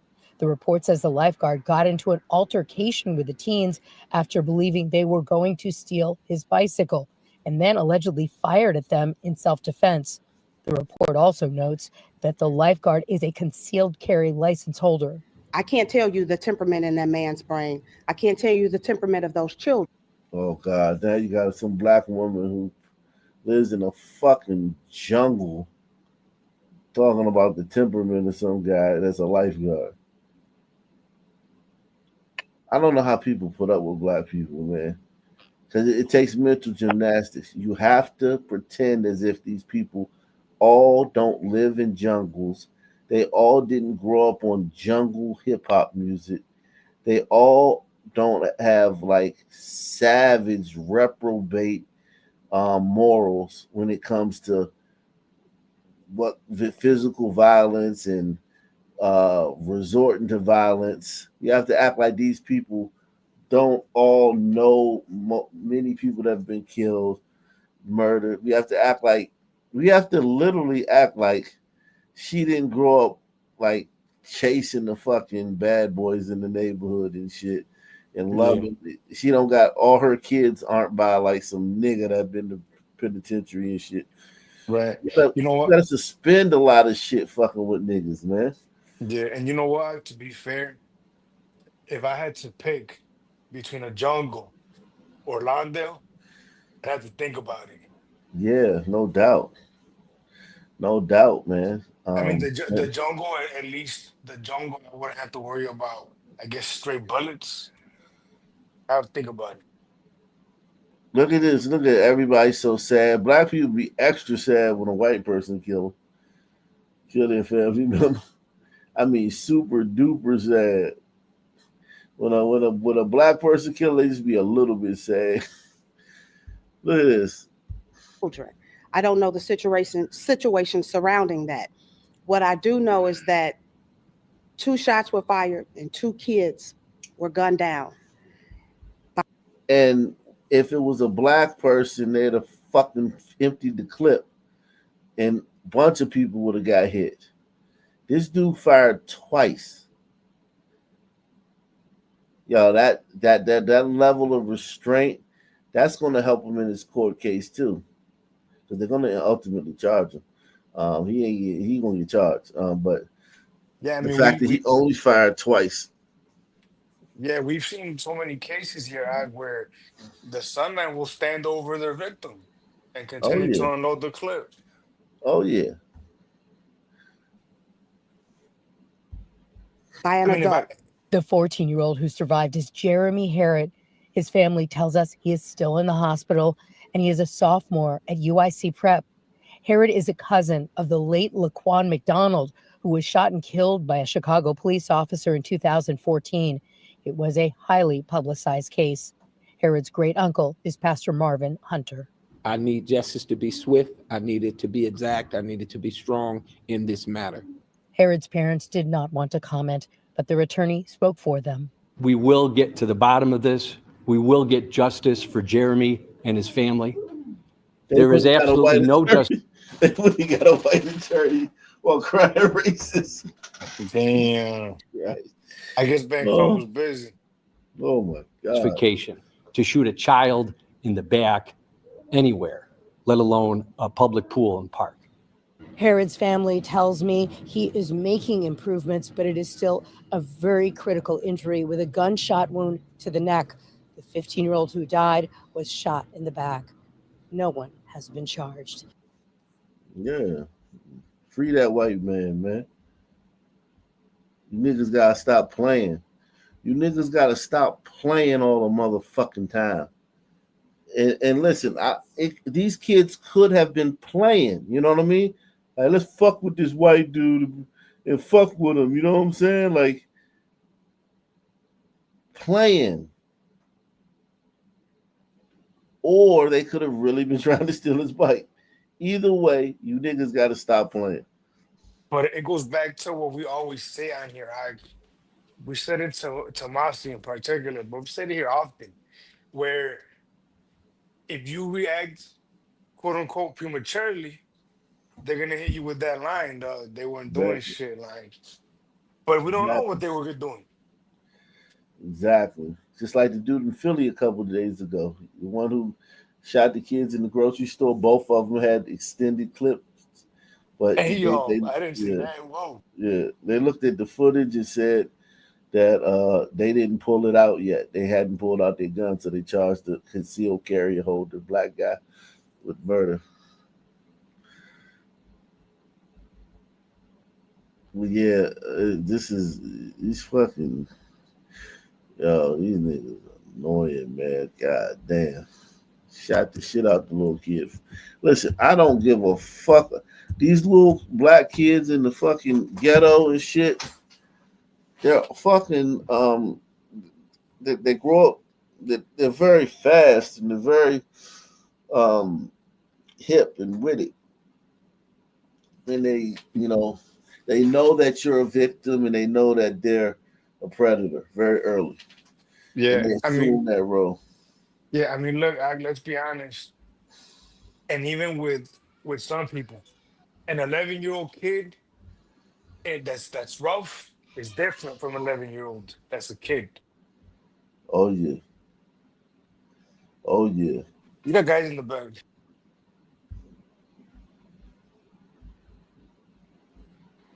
Hey guys, what's up? What's up? Do you feel bad for these? Shout out to You know Black what? Check, man.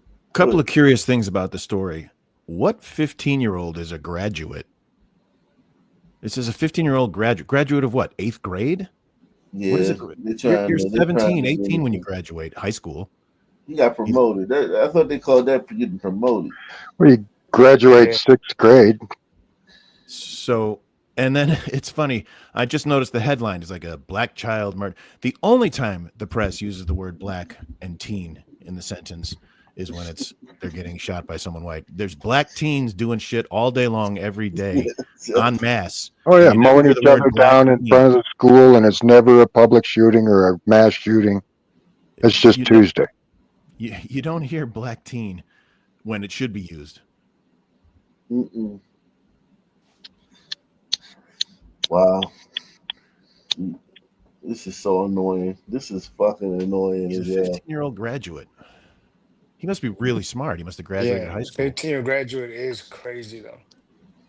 And it's always the picture with the cap and gown, whenever one of these kids gets shot. It's like throw shit at the wall, see what sticks. Yeah. Regular Doogie Howser. It says this is what 40. This is a neighborhood in St. Louis, one of the most dangerous neighborhoods in St. Louis. Two Crips. I keep an kill check on me. 509, keep that ear check on me, nigga. And I'm an old nigga. Still play pussy and get fucked, nigga. Lawrence Max, aka Fall 6242 everywhere. 207, we don't play no shit. We put belt to ass, bitch, like shit. It's hood day. We out here, East Coast Crips, 62, know what the fuck going on. And I'm out here, bitch. It's nothing to the European.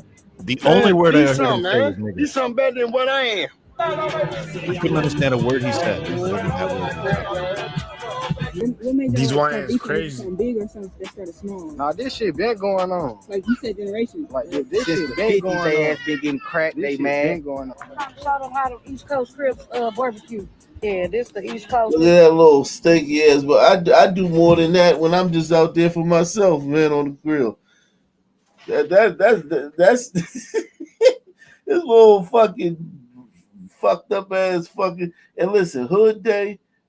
Let me tell you what niggas do. When the cameras come out, when the vlogger coming around for the neighborhood, everybody got their best gear on. Everybody got their best tennis shoes, their best jeans, their best shirt. That's the best. Everybody who never around come around. You know what I'm saying? Everybody looking like they happy and shit, and You come to the hood the next day, it's a ghost town. Got 6 skinny chicken dogs. We got what looks like a freezer burned steak there on the bottom. You got her. Where the bitches at? She the bitches? Yikes. She got her titties tucked into her waistband. This is the East Coast, barbecue chicken. You know, 200 block, CNC. Like all these niggas right here, next week, half of them could be in prison, half of them could be in jail, some of them could be dead, or like they could be not out here because they beefing. Because listen, being out like this, the other niggas, you a target now. You easier to kill. These niggas don't be out there like that when they're beefing. You go through that hood, it's a ghost town. You gotta know that. You gotta know to know where they at. You know what I'm saying? You gotta be in the know to know where they at. Look at the landscape. Good. Yeah. Look at the landscape. All the manicured yards, and if you show that grill again, all the way down that fence line, it looked like garbage. I like that it's 98 degrees and he's still rocking a hat and a hoodie, all pulled up. Yeah. And listen, man, I will say this. These guys do have a lot of confidence. They do feel like they're better than you. Like, it'd be funny when white liberals be trying to act like, you know what I'm saying, like trying to pander to these niggas. These niggas think they're better than you. You're a duck. In the game they're playing, you're a fucking ant. They can squish you anytime they want. And you're like pandering to them, trying to like, you know what I'm saying, make it to you like you're not like all goody two shoes. These motherfuckers think they're better than you. They think they got it better off than you. They think you're a fucking, you ain't with it. You ain't hip. You ain't in the know. You ain't, you know what I'm saying? You a duck. You don't know what's going on out here. You ain't in the mix. You a fucking clown. These motherfuckers think they're the shit. They're the apex. They with it. It's so crazy that people feel like you know what I'm saying, sorry for them and shit. You know what I'm saying? Like feel like you know what I mean, like, oh man, poor guys. Shit, these motherfuckers look at you like you fucking food. Two Crips. I keep an ear and kill tech on me. If I will not keep the ear tech on me, nigga, and I'm an old nigga, still play pussy and get fucked, nigga. Lawrence Max, aka Fall 6242 everywhere. 2-7, we don't play no shit. Can you translate that for me? Shit. Yeah. We out here, East Coast Crips, What was that all about, Ak? What was he saying? A bunch of numbers, is that blocks or is that? I guess that's where he's from. I don't know about all that. I don't know, gangs and shit. I don't know. So. You don't speak that vernacular? No, but I know these homeless gangs. He's obviously got a lot to say. I just wish I could understand him. Right. And he means it.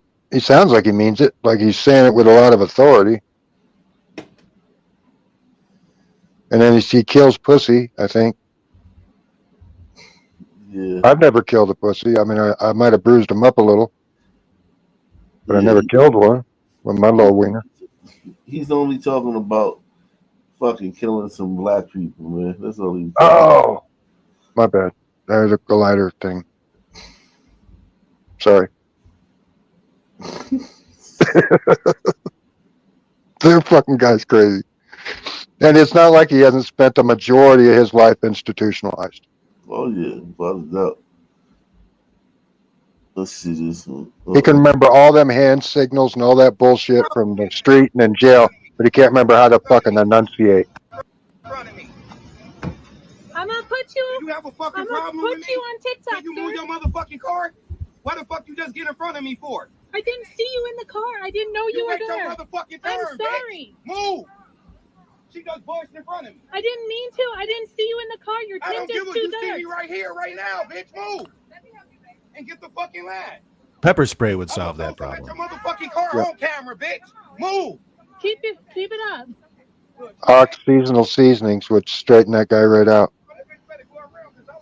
Huck's a big proponent of the Can I pepper. just get a drink and go, please? I really just need a drink. Can I get a medium Fanta, little ice? Thank you. That's all. Go record that. Put it all on camera, bitch. Hurry up. Fucking piece of shit. Amazing problem-solving skills on display. I'm gonna put you. You have a fucking I'm gonna problem put with you me? on TikTok, Can you sir. move your motherfucking car? Why the fuck you just get in front of me for? I didn't see you in the car. I didn't know you were make your there. motherfucking I'm turn, sorry. bitch. Move. She just busted in front of me. I didn't mean to. I didn't see you in the car. Your I don't tint give is a too you see dark. me right here, right now, bitch. Move. And get the fucking line. I will throw some at your motherfucking car on camera, bitch. Move. Keep it up. Look, trash. And he's only doing that. Well, he's not only doing that because she's a woman, but doesn't help. She still ordered her drink though. Yeah, with little ice. Can I just get a drink and go, please? I really just need a drink. Can I get a medium Fanta, little ice? Thank you. That's all. Oh, get a large, honey. You earned it. Yeah. Come I to don't put know him how for she that. didn't see him though in the drive-thru. That's odd. Like I don't know how she didn't see him. Well, he's probably parked off to the side, fucking with a radio or who knows what. No, but a drive-thru, you have to come through the kind of like an entrance of the drive-thru. It's like they funnel you into the drive-thru. Well, And we've got just some like- with two entrances. It's not like you just come in and shit. Like you know what I'm saying? Like all the cars are lined up in the drive-thru. I don't know, man. It's because he was black. Yeah, she racist. He could see through that 2% tint. Or she. I wouldn't say let's have a block party, you know. I would say just sweep it on the rug and think of something else. Brandon residents are speaking out after two people were shot during a weekend block party. Police say one of the victims, Roshad Collier, has died from his injuries. The other remains hospitalized. The shooting happened on Mary Miles Drive on June 21st. If you have any info, please call Brandon Police. It's not safe for the animals, and it's really not fair to my staff to have this many animals on site. And the Hub City Humane Society, they're at a So yeah, I thought it's ironic that she said that.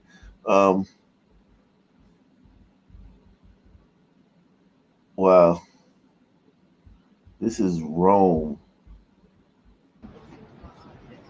This is Rome, guys. Like the Casbah. Look at this. Look at the fucking states of the city. This is Rome, guys. Like the Casbah. This looks like in Bangladesh or something. Look at this, guys. Look at the state of this place.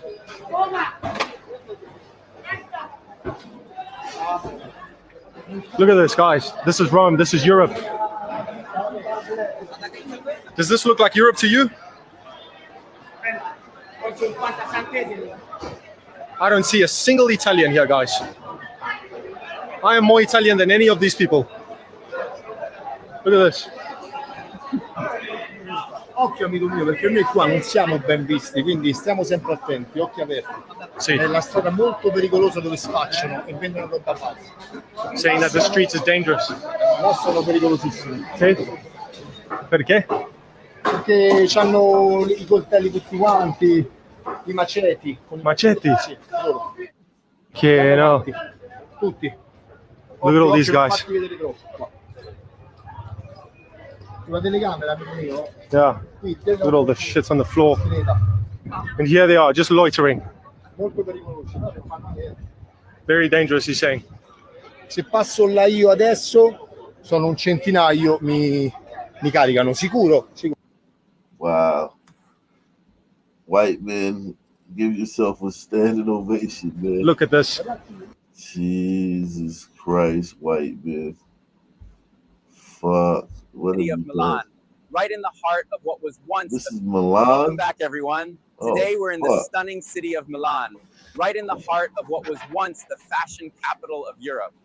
Now let's take a short walk just across the square. Behind me is the Galleria Vittorio Emanuele II, one of the world's oldest shopping malls. All right, everyone. We've made it to a classic Italian spot right here in the heart of Milan. Jesus Christ. Here we are, folks. That's Naviglio d'Arsena. Right down there is the canal itself, where the waters once connected Milan to the rest of Lombardy. And right here we have the Sforza Castle, or Castello Sforzesco.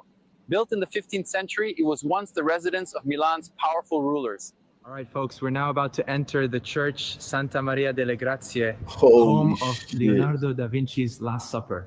Here's the ticket. Welcome back, everyone. Holy shit. Wow. It's so unsettling. Shocking.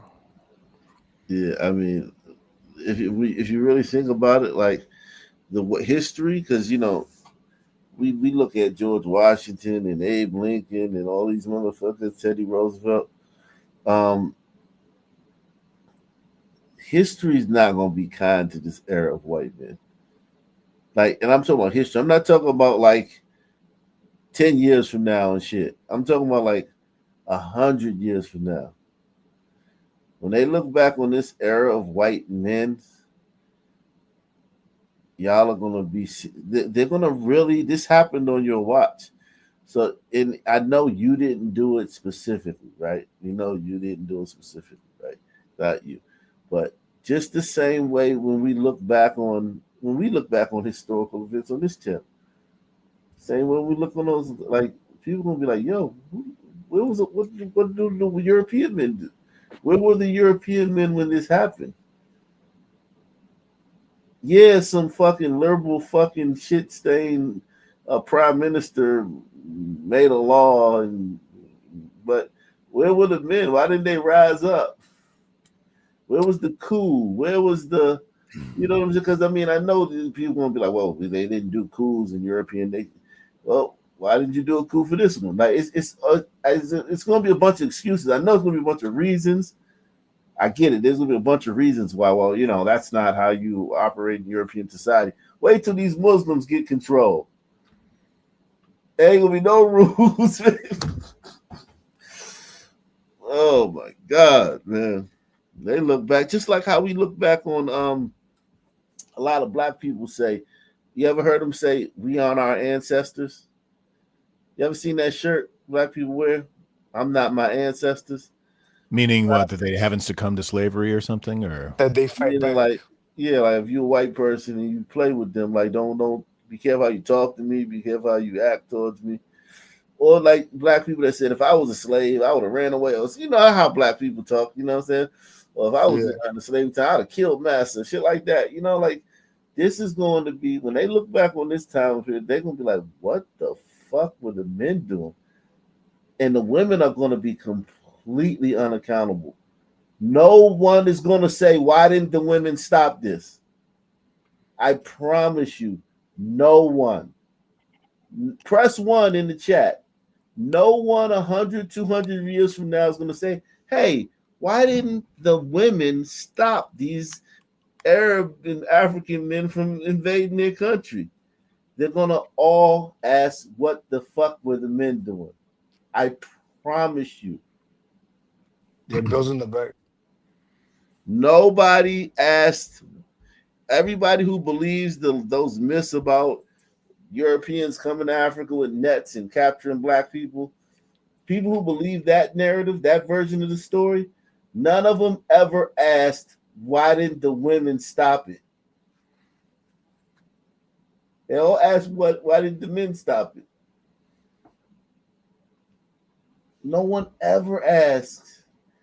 No one ever asked, why didn't the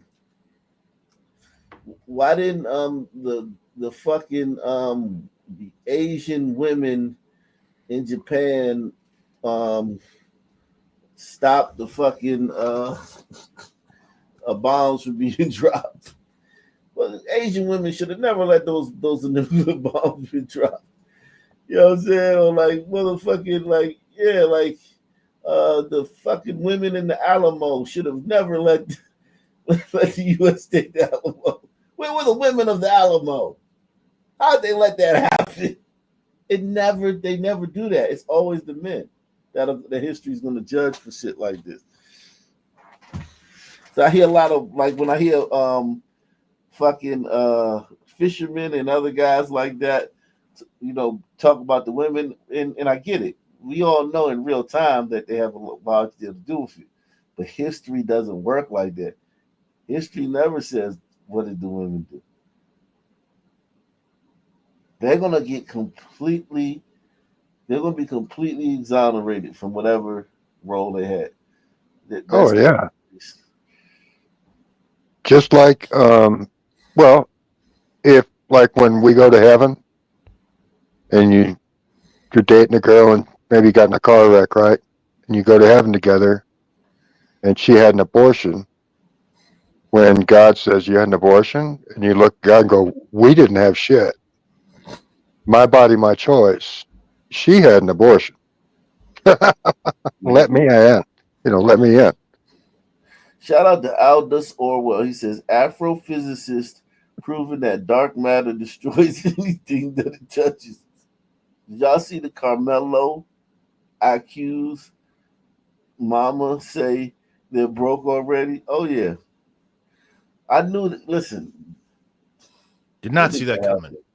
2-3 months ago. Yeah, man. They've been broke for a while, man. Listen, that windfall, they never seen that much money in their life. There's a term for that kind of wealth or richness that, like, it befalls people. I don't know what the term is. What is that term? What? Fast come, fast go. No, the word I'm not supposed to say, rich. Some kind of rich. It's like a special type of richness. Right. Native rich? Nope, that's not it. What were they buying? Like, DoorDash. Let me tell you this: DoorDash 3 times a day, 4 times a day. DoorDash, everything DoorDash, everything Uber Eats, every fucking thing. Well, they have to, because they can't go out and be harassed by white America.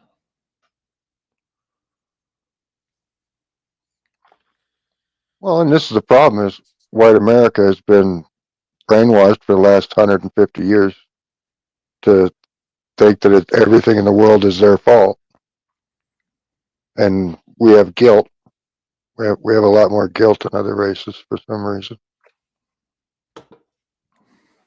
Maybe that's just me. I don't know. I was a Catholic. They're big on guilt. You there, Jimmy? I'm here, man. Okay. I think I took a phone call. Hold it down for me. Sweet. Yeah, there's a type of that easy come, easy go with the money. How much did they get total? It was between 500 and 600K, I think, maybe a little more. You know, it's about 6 months worth of money. You know, doesn't the people that like had the ad or whatever, don't they get a cut like 30%, like a lawyer or something? I don't know. Do you know what I mean? The website or whatever. Yeah, I don't know how much they take, or if they take anything at all. I don't know. Well, how else would they stay open? I don't know. I'm not tech savvy, as you could probably tell by my appearance. I can't see you right now. You've got a clown over you. Oh, well, that's close enough. My beard's a little shorter. you know, that clown looks awfully familiar. What does? That clown, he said. I think that's Karl Marx, right? With clown makeup. No, that's not it. Who is it? Nah, I'm kidding. I think that's it. Yeah. Is it Karl Marx or oh God, what's his black fella in our history, of course, back in the 1700s. Oh, yeah, I know who you're talking about. The great with the great hair. Yeah. No, it's Karl Marx, Bill. Is it Karl? It's Karl. But now I'm blanking. It's my old age, man. Now I'm blanking on the name of who you're talking about. I know who he is. Douglas, Frederick Douglass. Yeah, that bingo. It's Frederick Marx. There you go. with Man, a touch of that creepy clown from the balloon. those shots of those Italian cities were just Oh shocking. yeah, it's just It's a it's trash. unacceptable. It's unacceptable from That those Italians. that should be shown to everyone. Like, this is what you're asking for when you're saying let's welcome in The undocumented. third world. But I wonder how it really is, because that it can't be. Well, if That you has to bring be in the third misleading. world, you live in the third world. But what I'm You just saying have is that first world clip. shit laying around. But what I'm saying is that clip we saw has to be misleading. There's no way Italy looks like that. Do you Do you think know what that's I the mean? day before trash day or something? And they all just push it out into the road? I just hope that Italy does not look like that. I can't imagine it Oh, does. It has to I've be misleading. I've seen videos and pictures of France and Germany, and I grew up in these places, and it's just trash everywhere. These places were amazing to see as a kid. Well, I'm talking that too, but I'm talking more about the All the people hanging around. right, all the man jams and All yeah, that would all freak the me out. Muslim garments, Praying in the the 16th chapel, praying, all of that. that was a little hard to There's no swallow. way. Yeah, that's unacceptable. I mean, I don't Hey, know. hey, Wicked, can you turn up your mic, or Bill, turn yours down? There's a real disparity in your volume. Yeah, let me do that.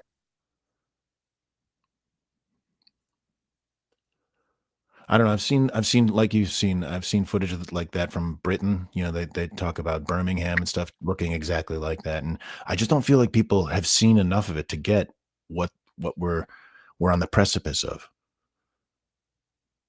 Well, people are very short-sighted, and this is happening because of women. No doubt. I mean, I don't disagree, but I just think a lot of people don't know that this is what it is. This is what we're headed for. Well, they won't know until it's on their porch. Until it affects them directly, they're completely oblivious. And that goes for, you know, a lot of son behavior too in this country. It's like a lot of people don't seem to know what's going on when you start talking to them about crime statistics and stuff. Yeah, I don't think they know. Well, they don't believe either. Even when you show them, it's like, no, look, this is crazy. Everyone commits crime. I don't think they don't wanna admit it. They don't wanna know. Fucking Clifford. I mean, think about it, Bill. The shit we do here, it's not for the faint of heart, dude. It's tough to see what a wicked world this is, you know? Yeah, and the world is ugly, and people are spoiled. They haven't seen how ugly the real world is.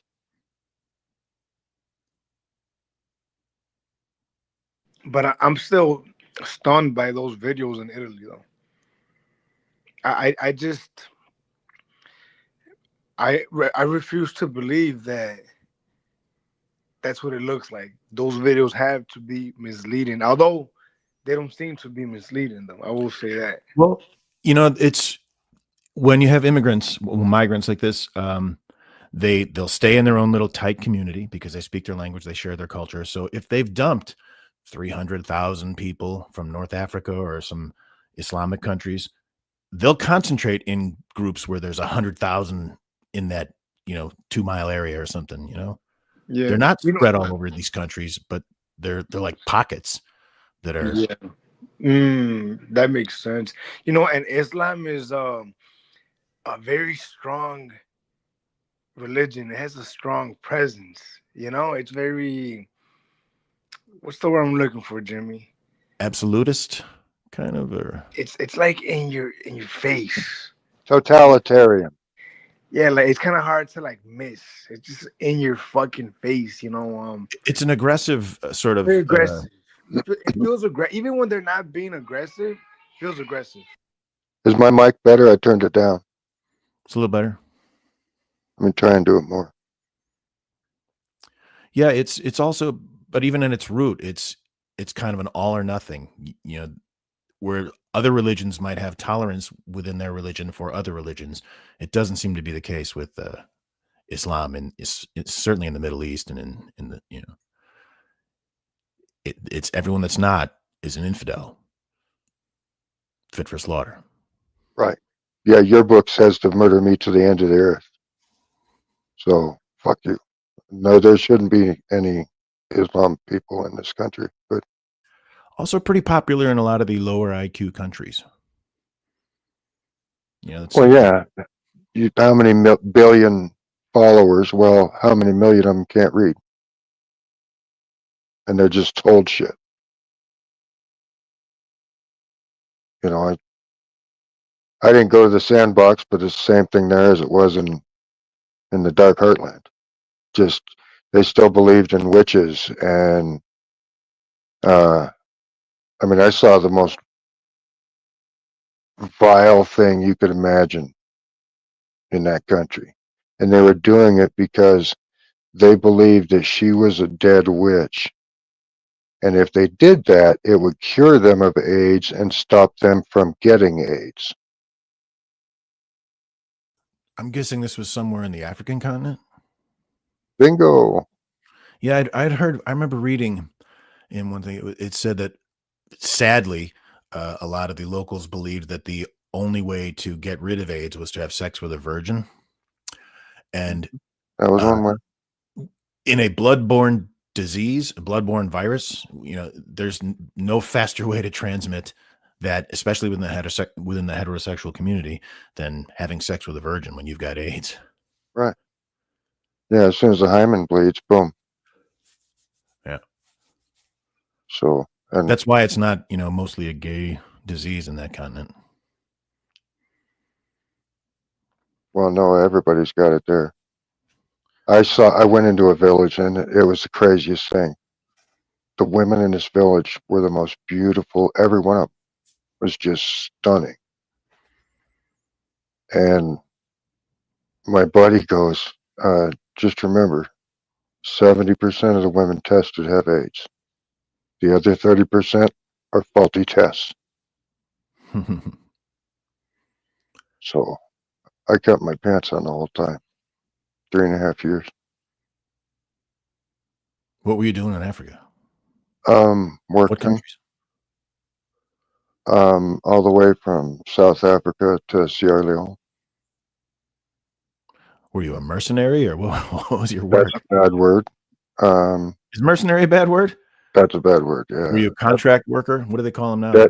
That's yeah. I worked for non-government agencies and non-government organizations. I didn't know that's a bad word. I always thought that mercs were proud of that. That title. No, that's a word that gets you, 35 years. Because you're not allowed to do things if you're an American citizen. You can't do that. You can't do certain things. But there is a class among them who still revel in that word, aren't there?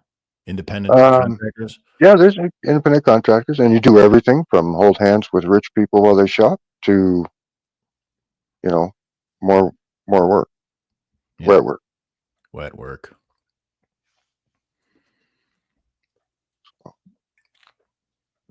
When did you do that? Back in the early 90s. It's a young man's game. Oh, yeah.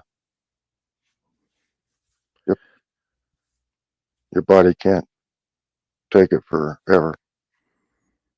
I've always wondered about the committedness of those guys. Well, I go to extremes. So what's that? I go to extremes. So when I sign on to something, I sign on. But like when they're hired by failing governments that have no public support, and the end is obvious to everyone, but yet they're willing to go there and fight or do their work until the last check is cashed. Right. Yeah, it's filthy. And then I got to see all the corruption in these organizations that were donating money, and it's all corruption, man. For as much corruption as we have in this country, it's got to be tenfold in more. Yeah, if you donate $100,000, maybe 5,000 gets to the people. I mean, it's disgusting. And then you can, there's other work too. Like you can guard animals now. Yeah. Wealthy businessmen's animals. Well, that, and they belong to the whatever country it is at that moment. Oh, you mean wildlife? Yeah. Oh, okay. I thought you meant like pets. No. Like, African elephants and Well, you need rhinoceroses. You have to, right? Because all poachers. Yeah. Yeah, it's insane. It's kind of like, if you turn your back and leave something unwatched, it gets stripped for everything that's possible, everything saleable on it. Yeah, you park your car out front of the hood. You go in to drop off a turkey for Thanksgiving, and you come out and your Lincoln's on blocks. It's like, wait a minute. What happened to my stinking Lincoln? Your 24s are gone. Your spinners are missing. Well, I guess they go together. So where are you at? Jimmy? Hello?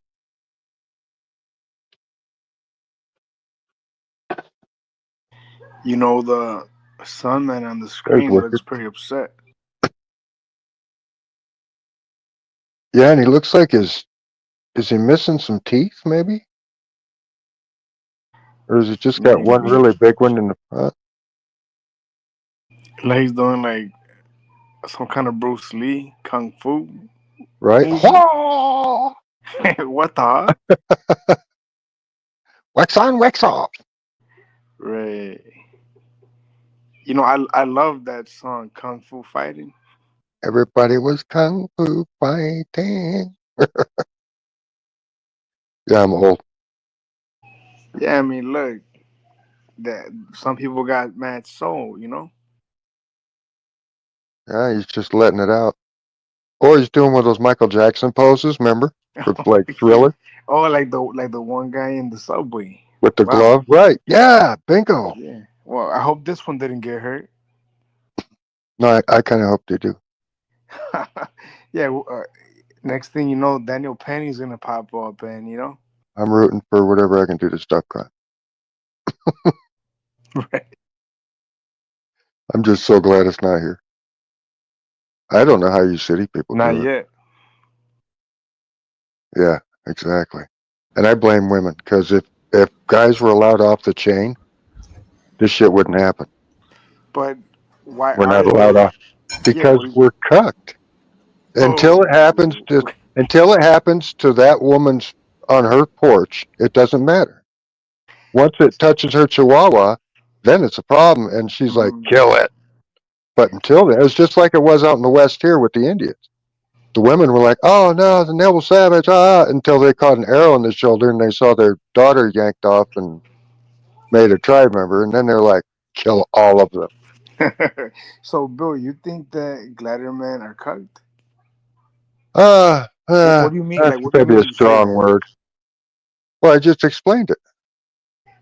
So you're saying that the That women we allow that. Well, We've allowed that to happen as men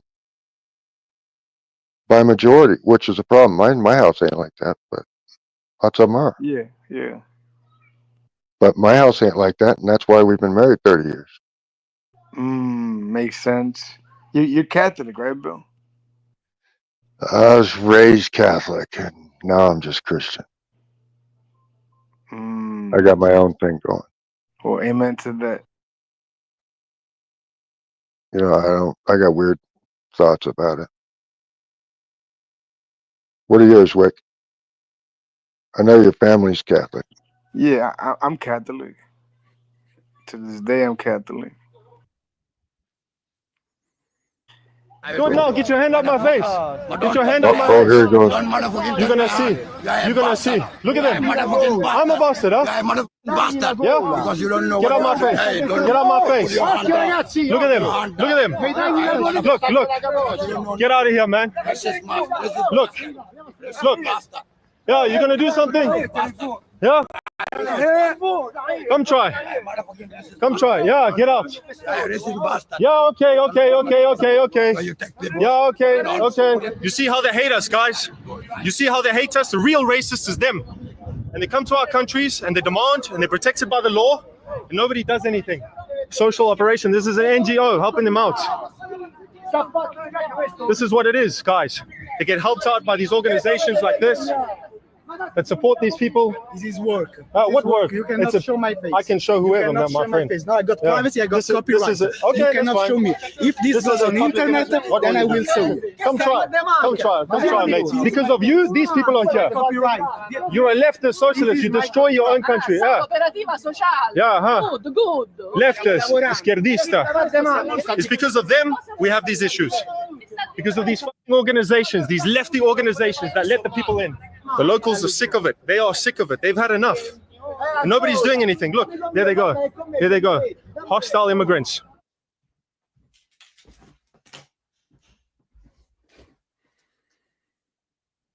This guy doesn't know how gay he sounds.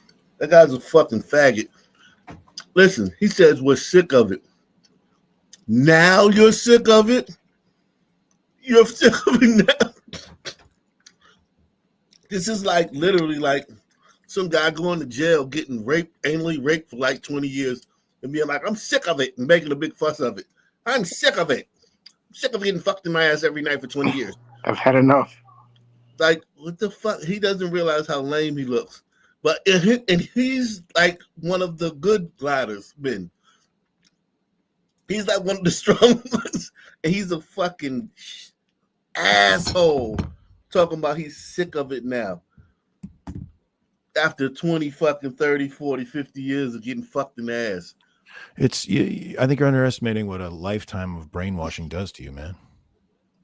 What do you mean? I'm black. I was brainwashed by the Democratic Party. I got red pilled. What do you mean I don't know what that means? I got the I think it's a different kind of brainwashing, man. You don't know what it does to a white person to be called a racist.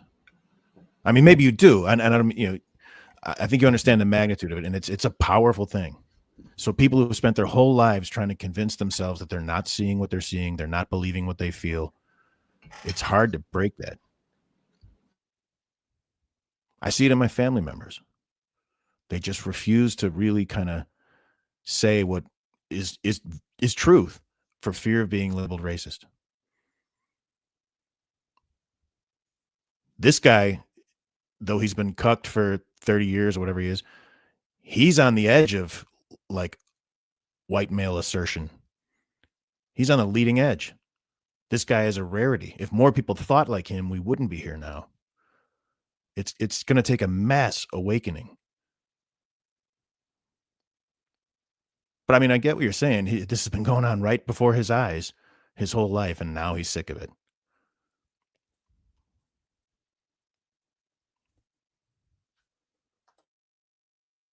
Well, real racist is them.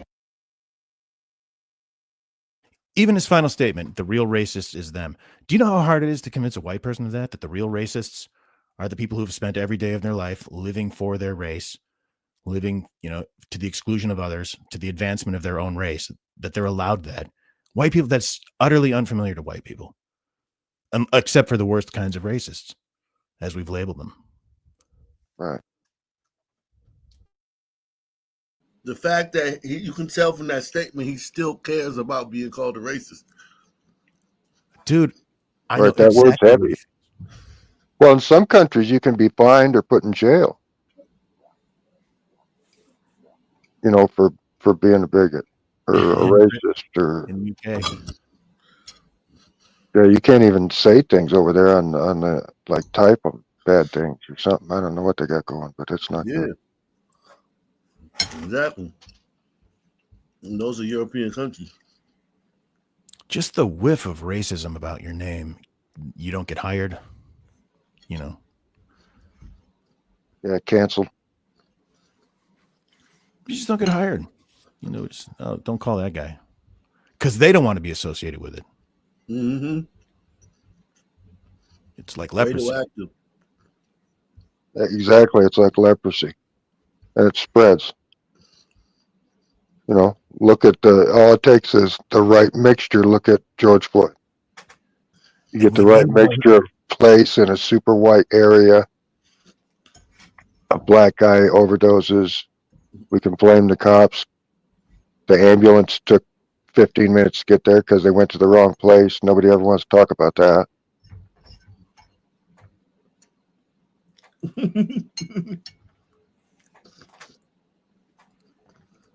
That's why you see rioting with white people crying over, people being deported, because that's like oxygen to those people. They need that. Well, yeah, it's the main character syndrome, isn't that what they call it? Where they get the endorphin, not the endorphin. Is that what it is in the brain? Yeah, I think they so. get the hit because they get to be a victim or dopamine. There it is. Hero, the savior, or victim. Yeah. Yeah. Salute to Muramasa, man. He says Rome has fallen to the barbarians again. And what's Graffiti fucked warned up Europe, especially Italy, and they go and kill him, causing a flood of these. Oh, Gaddafi warned Europe, especially Italy, and they go and kill him, causing a flood of these migrants. Wow, that's crazy how that worked out. But Gaddafi was a shit stain. Let's not act like Gaddafi was this great man. He was an awful person, but he was necessary. He was necessary because only an awful person like him could maintain power for that long in the desert. You know what I mean? The same with Saddam. The same with all of them. Yeah, Yeah, exactly. It takes an awful man. Like it takes Every dictator in the world. Yeah, yeah. You're not gonna stabilize that region being nice and shit, and being not crazy, being sane, and being social. You have to be. It takes a particular sadism to be able to maintain rule and order in Arab or African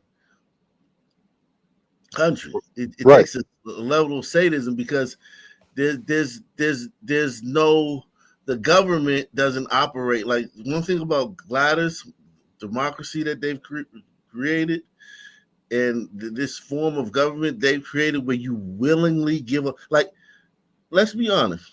In 4 years, Donald Trump's going to leave office, and so just like he did last time. They try to say he insurrection. There's those group of people who are not going to take over the United States, right? Okay, so he left office. George Bush left office. Barack Obama left office. You can't have that with blacks and sand demons. Once you get power, we'll never give it up. We'll never transfer power because we have low trust societies.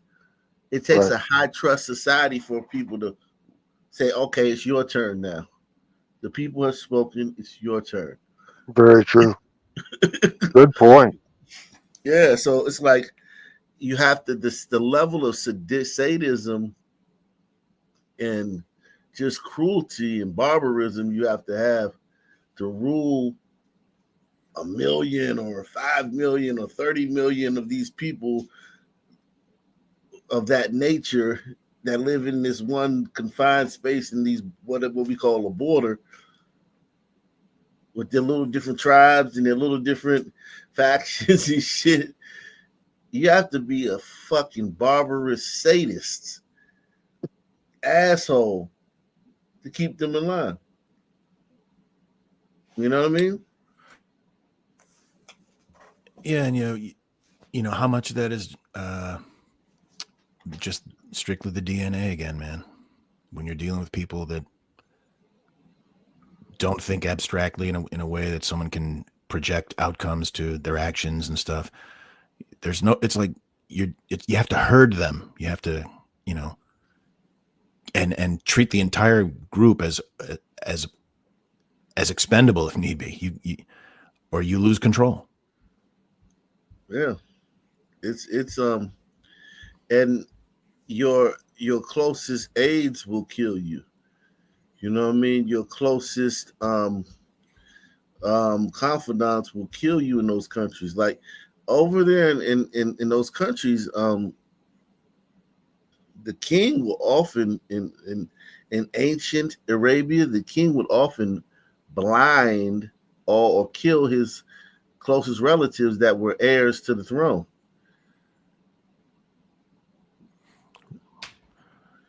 That's planning. Yeah, because you could be, you know what I mean? Like and listen, man, when you have a low trust society, like you cover your women up. You know what I mean? You make them wear sheets when they go out, if and when they go out in public. You make them wear sheets all the time. Like the evidence of a low trust society is everywhere. You know what I mean? Like they're just dripping and fucking, you know what I'm saying? Like they're like literally just fucking oozing low trust. They're just telling you we're a low trust society. When there's such high instance of rape in those communities, especially when they're injected into Western Europe, it sort of makes you understand why the women all have to dress that way. Right. You don't trust other men. Because the other men have the right to do what they want. You know, the women are so subjugated that for a guy to assault a woman, it's being written off as a part of their culture in Europe now. European courts are letting these guys out with minimal punishment because, well, he didn't know, or it's not, he's new to this whole experience of not raping women or raping. Right. I hate that shit, man. The graping. Jesus Christ, bro. What the fuck is that, man? This is wild shit. Oh, yeah. Currently 7 in the morning. The Republic, man, must still outside. Oh, Christ. Yeah, and it's all scale. Like everything is scale. So like, if everyone shits in the street, bottles and cans and McDonald's wrappers is nothing. You know what I mean? It's unbelievable. It's actually not that bad. You know what I mean? Are you kidding me? That's I'd burn my street. I'm talking about to them. Oh yeah. Okay. Their sensibilities. Right. You shit in the street. Right. Yeah. So like a pile of fucking debris and shit isn't it doesn't spark that thing in them to want to clean it up that like it would in people that have different sensibilities. It's their normal. There's a response of anti-Semitism because at this point in time, Europe has not yet learned how to be multicultural, and I think we're going to be part of the throes of that transformation, which must take place. Europe is not going to be the monolithic societies that they once were in the last century. Jews are going to be at the center of that. It's a huge transformation for Europe to make. They are now going into a multicultural mode, and Jews will be resented because of our leading role. But without that leading role and without that transformation, Europe will not survive. I think. Wow. Evil. And they're fine being resented. Like she said, we'll be resented, and we're still gonna go. We're still gonna push ahead with it. They know they'll be resented. I wonder how Israel would respond to a few 100,000 Muslims being put in their land. You know how they wouldn't allow it. It would just. I know that's what I'm saying. Yeah, of course. Yeah, they wouldn't happen. It's only for us. Yeah, exactly. Wow, it says Rome, Venice is 99% with Bangladesh. Wonder how Italy is giving visas so easily to radical Islamic nation. Wow. Wow. She's so lucky.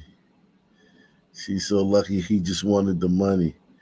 You know, he could have gotten whatever he wanted. He only wants the money. She's lucky. That's all he wants. How much of this do people have to see before they fucking wake up? How many knife attacks in the UK and Ireland have to happen? How many babies have to be stabbed before people have had enough? Yeah. It's like the Old West. But Gladys' tolerance for things is you know what I mean? Like, y'all have a high bandwidth for a lot of this stuff, man. So it's not surprising because it's clearly DNA because it's in Ireland, you know what I'm saying? It's in Italy, it's in Spain, it's in the United States. It's clearly DNA. It's not in Poland, who were always written off as the dumbest. Right. I mean, there's always aberrations. Okay, we can just check Poland. No. I'm supporting your argument by saying that the Polish the exception proving the rule. Yeah, maybe because of their substandard IQ amongst European races, maybe that they're too dumb to process the intellectual, ideological bullshit that makes you woke. You know what I mean? Yeah. Maybe they can't. Maybe they can't like collectively process all the woke bullshit because the woke shit is kind of like ideology. You do have to like, have theories and shit like that. It's built on a wholly different acceptance of a reality, and it's all interwoven to create an alternate reality, not based in any truth, but one that works in their minds. Why Carmelo Anthony daddy Drew on the internet requesting for $1.4 million donation again? What did y'all do with all that money? What did y'all do with all that money? Where did it go? You know what lawyer fees and all that stuff cost that much. They say y'all buy an Escalade in a brand new house with that money. Now y'all should have put that money up for that man lawyer fees because you know them people is fighting, trying to get that man, and he's young. So in a way, y'all up there spend all that money like that y'all raised. There's your bird that chirp. was supposed to be put aside for him with his lawyer fees and everything else that he need to That have shit that is money uncanny. for. And y'all gonna sit up there and spend that money. That shit is uncanny, yo. Fuck. This is Russia, but it says junkies get the Russian dark web MMA where addicts fight dealers who they owe money. Выступил в роли, сегодня с ним его нету, и вдруг выходит Стас Борецкий против Монгол. Непобедимый монгол. И вдруг Стас Борецкий, непонятно. Ой, что здесь произошло? Ой. Анонсер выступил в роли бойца. И это впервые. Взгляд Борецкого, он два монгола могут убегать. Ой, смотри, Уранчон сливается. Сегодня с ним его нету. Yeah, that knee's done. That guy looks like a video game henchman. That's an ACL.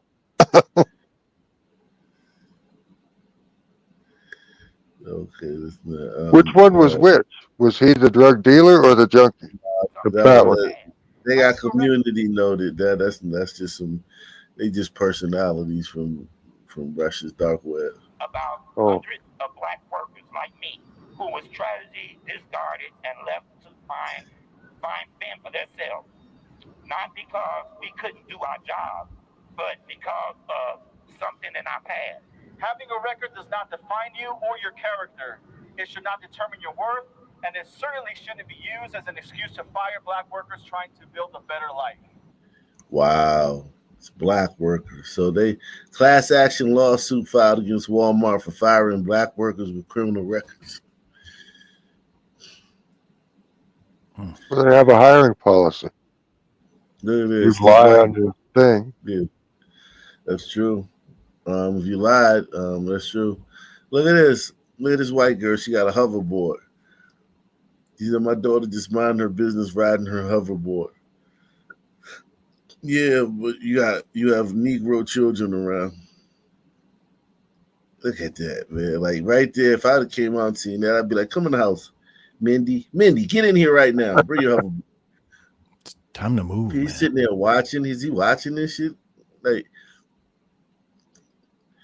Like these kids are, this is a dangerous situation because these kids will lie to their parents. These kids will go back to their mamas and lie. Say you said something you didn't say, or you did something you didn't do, and she'll come up there and you already know how that's gonna turn out. Yeah, these kids are dangerous. And they're gonna grow up. Yeah. No, I'm just saying just now, like right now, full stop. They're dangerous. Because they know, like say they try to take the thing, you come out there and you have to like grab one up by their arm and separate them from the, you know what I mean? Snatch it. Then you got to snatch the hoverboard out of one of these black kids' arms. They're going to cuss you out. They're going to talk shit to you. And then they're going to go home and tell their mother that you know what I'm saying, they didn't do nothing and you came out there and grabbed them.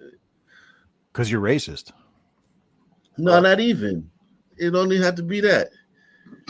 Just you came, you know what I mean? Like, I don't play with my kid.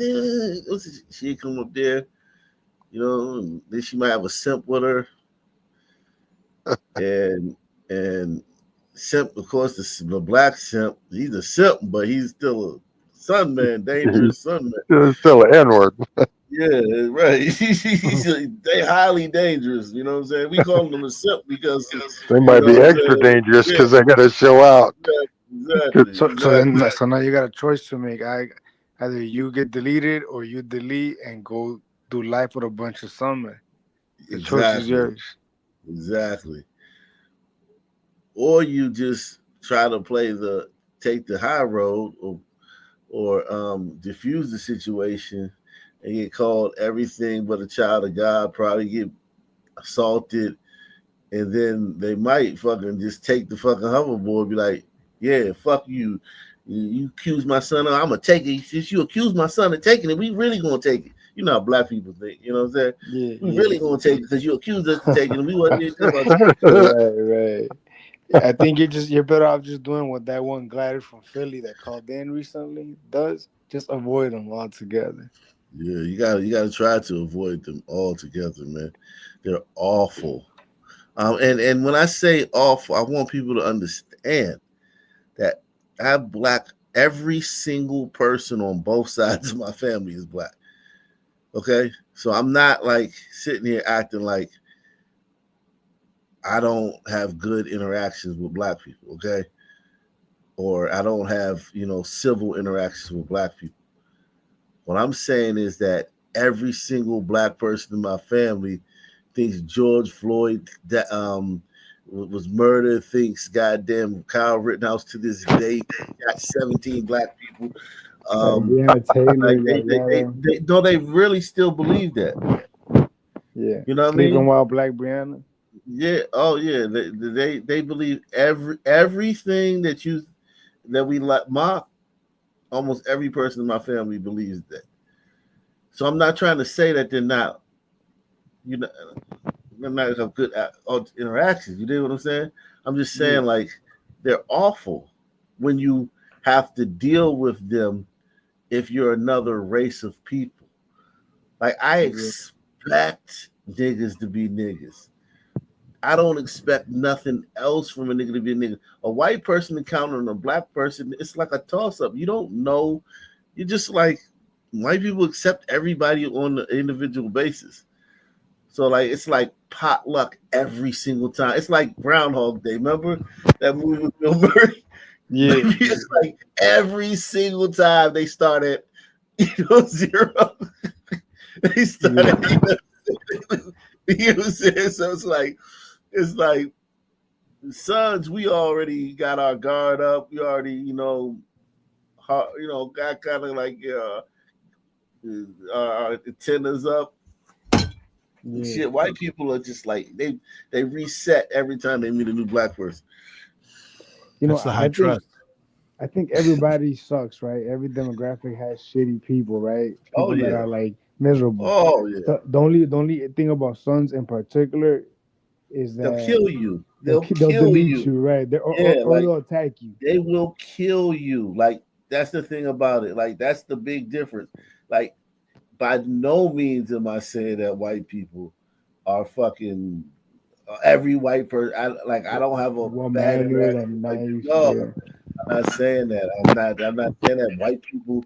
I'm just pleased with every white person I meet. No, I'm not saying that. I'm saying niggas will fucking kill your ass.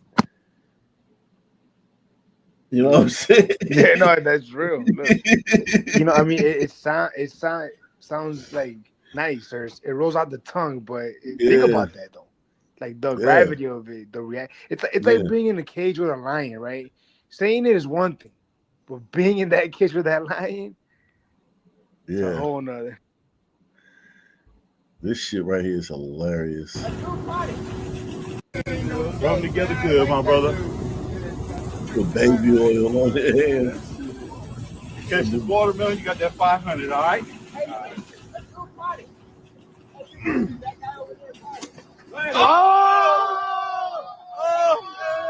Tight shit. Another 5. Another 500. Another 500. Congratulations. Actually, we need it. We only got 2 left. Well, look, You could make blacks do this for free, but for money you could. yes, sir. 1, 2, 3, 4, 5. Yes, sir. Good job. Yes, sir. God bless. All right, who next? I got. Rub them together good. Jesus Christ.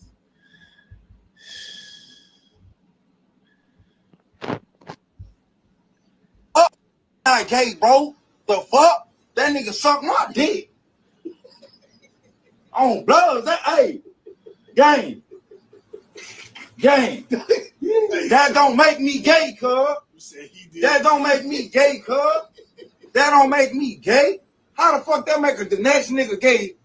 Cause this nigga did something to me. I ain't do nothing to him. The fuck? That's what a lot of y'all. The great questions of life. We all have that. Not gay, bro. The fuck? That nigga sucked my dick. On blood, that hey, gang. That don't make me gay, cuz. That don't make me gay, cuz. That don't make me gay. How the fuck that make the next nigga gay? Cause this nigga did something to me. I ain't do nothing to him. The fuck? That's what a lot of y'all. That's flawed logic in the highest order, man. That's beautiful. Oh my God. Just because he suck up my dick, that don't make me gay. Are you sure? Jesus Christ. Whew. If you prison, listen, that's another thing. Like blacks spend a lot of time in prison, so it's like those things are conversations Gay for the stay. Yeah, those are conversations to be had. So this guy right here, let's see the story. It says on July 10th, 2022, just after noon, 31-year-old Bradley Coleman was inflating his Dodge Charger's tires in Macon when 3 men carjacked and killed him. Josiah Hewley entered the driver's side to steal the car. David Booker provided armed support, and Miles Collins drove the getaway vehicle. Coleman resisted, fighting Hughley in the passenger seat. Hughley shot him in the head with Coleman's own gun, as shown in surveillance footage. The trio, linked to a gang, fled in a black vehicle. Hewley admitted to the shooting, claiming self-defense, saying death wasn't supposed to be the outcome. Evidence included video, Hewley's interrogation, eyewitness, and gang investigator testimony. The trio faced 15 charges, including felony murder and gang-related counts. So here's his sentencing. Glider lawyer. Felony murder, I sentence you to life without the possibility of parole. Count 2, violation of Street Gang Terrorism and Prevention Act, I sentence you to 20 years consecutive to count 1. Count 3, violation of Street Gang Terrorism and Prevention Act, I sentence you to 20 years consecutive to count 2. He's looking at her like it's her fault. Yeah. Yeah. Because that's another thing. Like, that's the son, you know what I mean? Like, you've taken my case. So in my mind now, you have, like, in my, two-dimensional mind, it's on you. The outcome is on you. So everything I did before is just a distant memory. You're now representing me. I don't know. If you attacked her in court, I kind of wouldn't mind it. Yeah, I mean, Count 10, hijacking a motor vehicle, I sentence you to 20 years consecutive to count 3. this is all consecutive, not concurrent. She's doing this shit consecutively. Count 11, violation of Street Gang Terrorism and Prevention Act, I sentence you to 20 years consecutive to count 10. Count 12, violation of Street Gang Terrorism and Prevention Act, I sentence you to 20 years consecutive to count 11. There you go. Count 13, possession of a firearm during the commission of a felony, I sentence you to 5 years consecutive to count 12. Count 14, violation of Street Gang Terrorism and Prevention Act, I sentence you to 20 years consecutive to count 13. Count 15, violation of Street Gang Terrorism and Prevention Act, I sentence you to 20 years consecutive to count 4. So he'll be out in 8 then? Is it 8, we think? That'll be out? Felony Probably. murder, I sentence you to life without the possibility of parole. Count 2, violation of Street Gang Terrorism and Prevention Act, I sentence you to 20 years consecutive to count 1. Count 3, violation of Street Gang Terrorism and Prevention. Jesus Christ. She's probably fucking him anyway. Got them boots smoked. She cooked his ass. She cooked him. I mean, just straight up like, yo, consecutive, because usually they'll do a concurrent. If they give you a life sentence, the other charge, the other years, they'll just put concurrent. So, like, you know what I'm saying? Like, you basically just got a life sentence. She consecutivized that shit. Like, that dude is like 160 years. So yeah, this is the problem with. This is another thing about sons. Like, they'll do shit like this.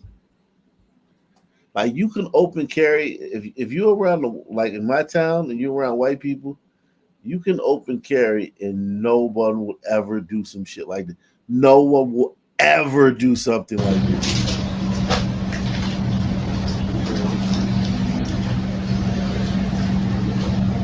Look how they already know. Look how they already line them up. They already peeped it. When he probably came out of his car, they probably seen he had it, and now they just seeing which one gonna do it. White boy just has no clue. He went to a different gas station like this. Look at the gun sticking out. In his mind, that makes him, appear dangerous or appear like, you know what I mean? A target. Now he's a target. Now, to them, that's a free gun. Right. But he thinks, I promise you, he wouldn't do that if he thought, hey, I'm just going here and advertise a free gun. He doesn't think that.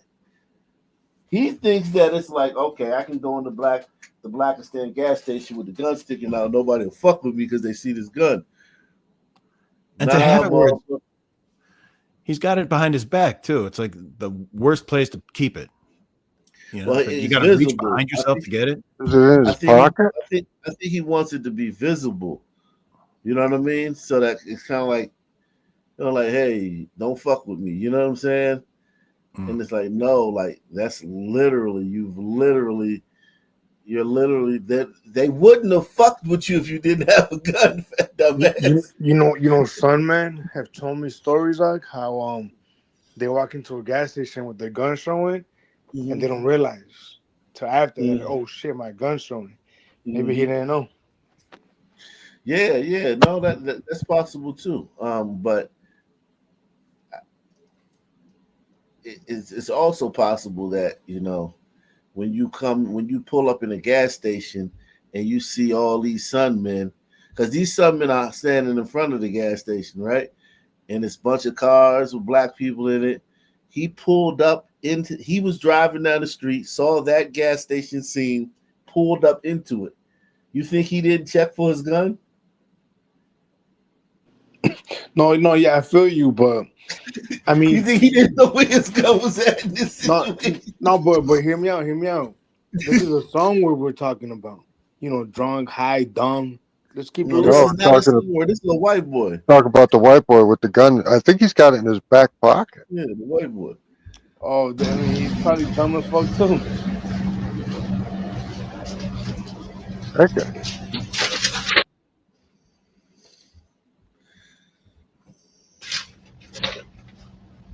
Doesn't look like it's in a holster. Hey. And they're just circling right there. Boom. Hey, man, that's my gun, man. Get my pistol back, bro. Don't do me like that, dog. Hey, come on, bro. Bro, come on, man. Don't do me like that, dog. Hey, y'all don't do me like that, bro. Jesus Christ. Damn. You would have been better off not saying anything. You'd have been better off just walking off, man. Give me my gun back. Are you kidding me? That's like when they tell them turn yourself in after they shot little kids by accident and shit. Turn yourself in and come do 90 years. This guy's not giving you that gun. No. You should have just shut up and called 911 after. Hey, come on, and dog. he went out there and got killed. They killed him. He went out there and kept pressing the issue, so they shot him. Oh shit. Yeah. Hey. Oh really? Hey, bro. Hey, don't do me like that, bro. Hey, man, that was wrong, bro. Nah. Okay, he's an idiot for sure. There it is.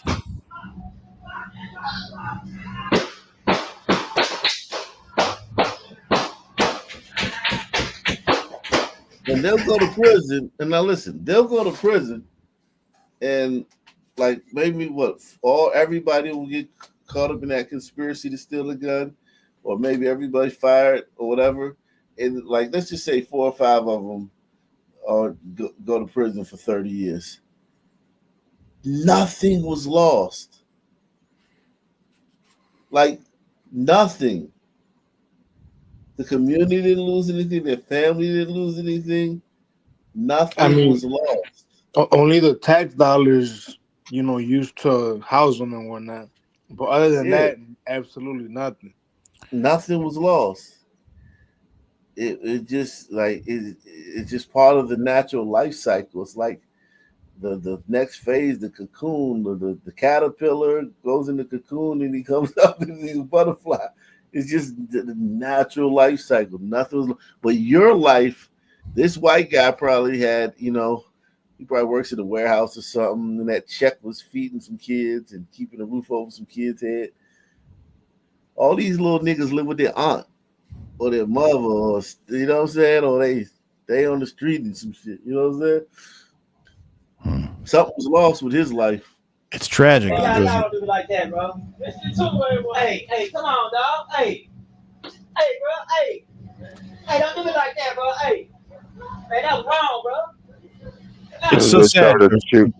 20 shots fired. One of them actually hit him. It was unluckiest day of his life.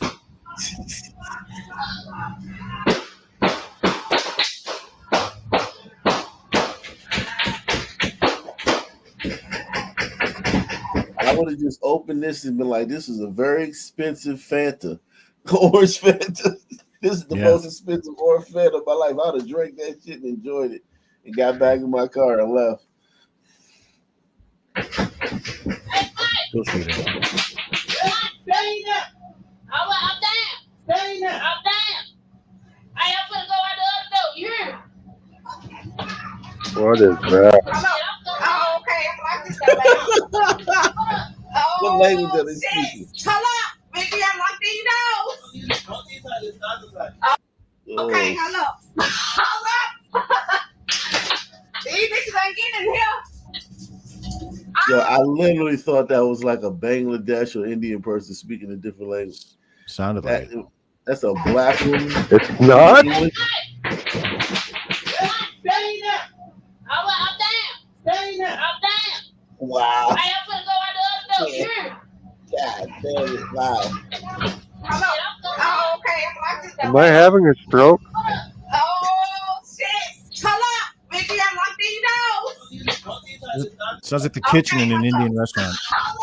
Right. Right. It sure does. And it's a black woman An speaking East English. Asian or something? Really? I can't understand a damn thing being said. That's bananas. Wow. That is absolutely bananas. Oh, shit. God damn it.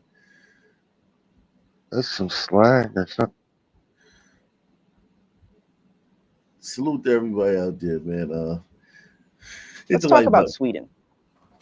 Men, pay attention. It's the only country where women openly flirt with men. Yes, really. No, if she no. likes you, she'll say it.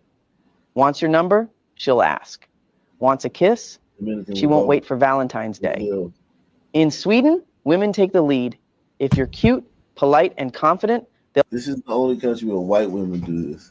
Thailand, Brazil, Dominican Republic, women act like this. they'll come up, talk to you, offer a drink, maybe even ask you to dance. No games, no stress. It's not seen as too easy, it's seen as confidence. And guess what? Men love it. They own their desires without shame. While you're I wonder still what angle texting she's gonna hey take to on someone this. ignoring you, over there, she's already making the first move. Honestly, Sweden might not just be a country, it's a dream. Full of white women. Yeah. For all the Somalis they've sure. shipped there, it's a dream. I'm telling Yeah. you, and I'm sure it's not They like ain't, that. they ain't flirting anymore.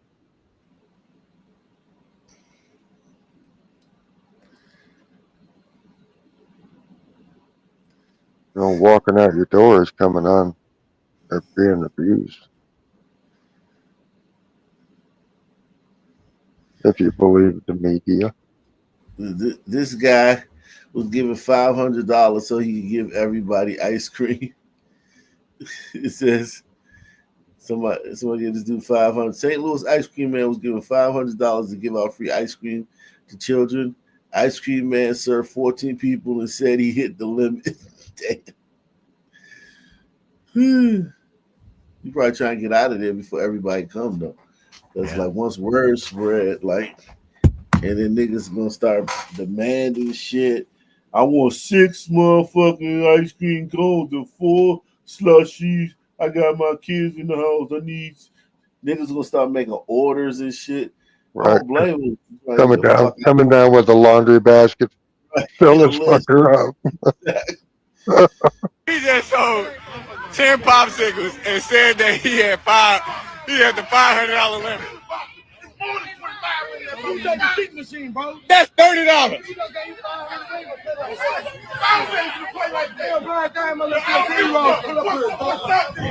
What's up? All right, watch this. Let me get out the way.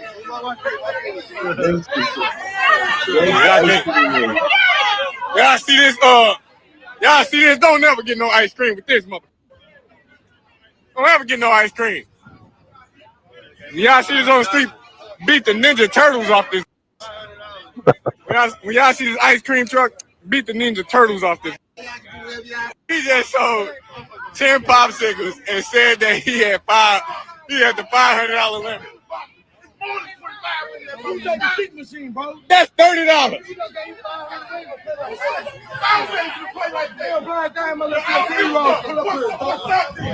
What's up? All right, watch this. Let me get out the way. Gangster ice cream man, gangster.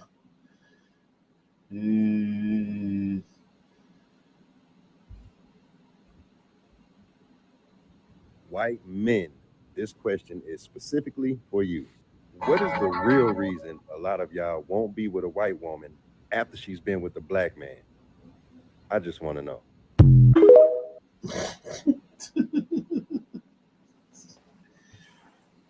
Go ahead, white man. Would you want the mother of your children to be a coal burner? Oh, how to raise your kids. Are you is it that you feel like she's been She's a fallen stressed woman. out? She's been stressed out too much.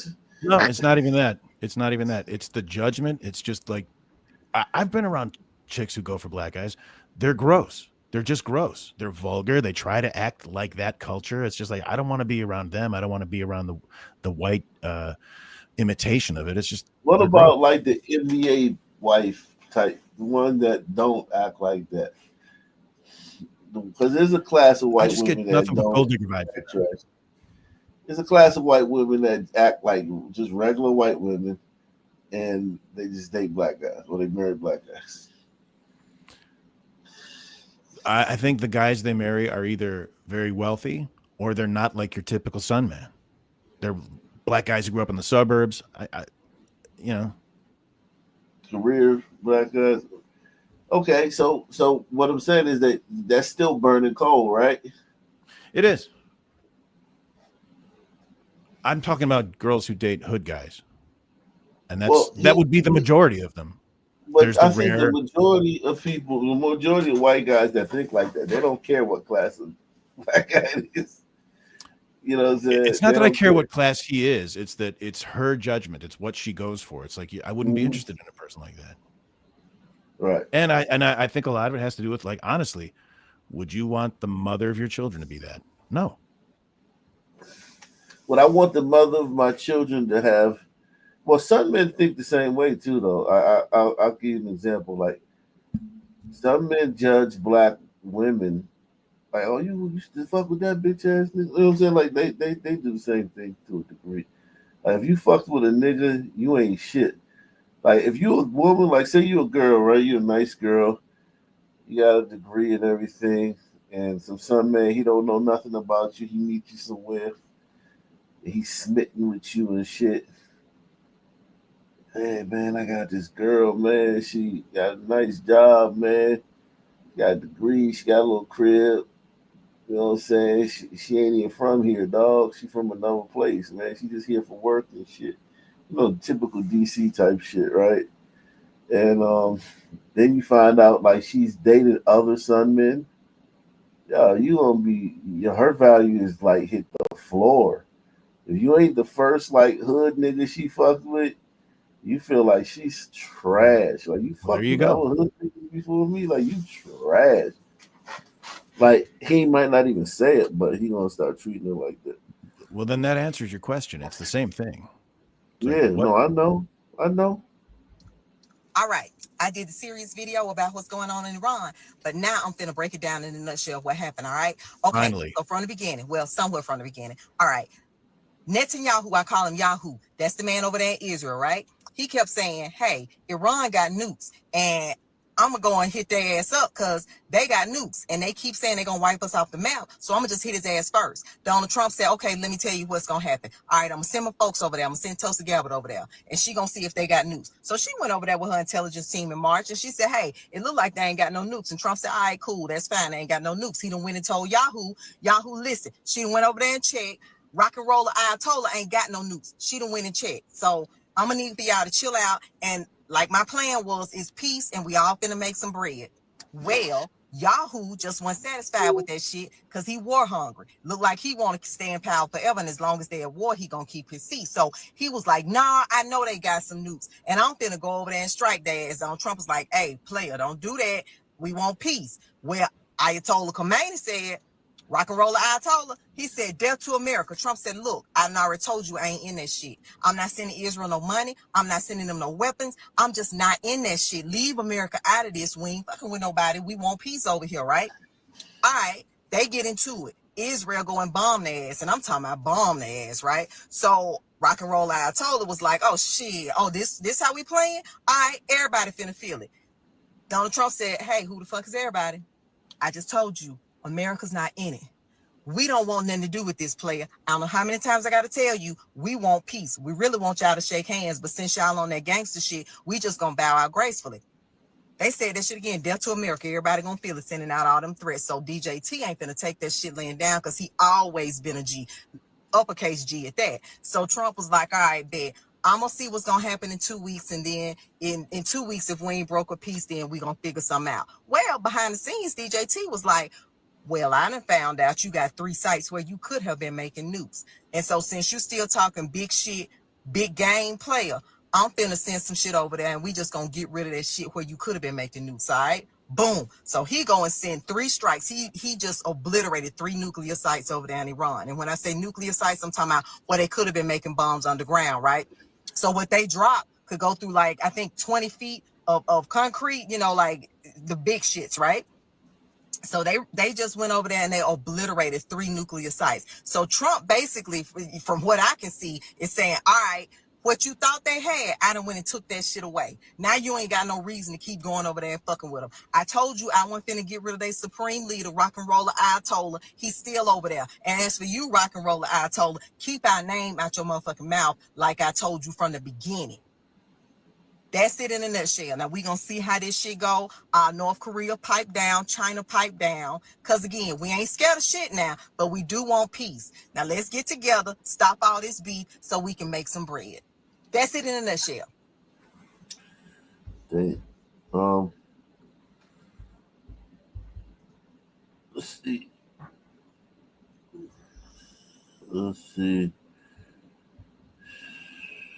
Now maybe she could explain to us why these gunmen are shooting up the streets.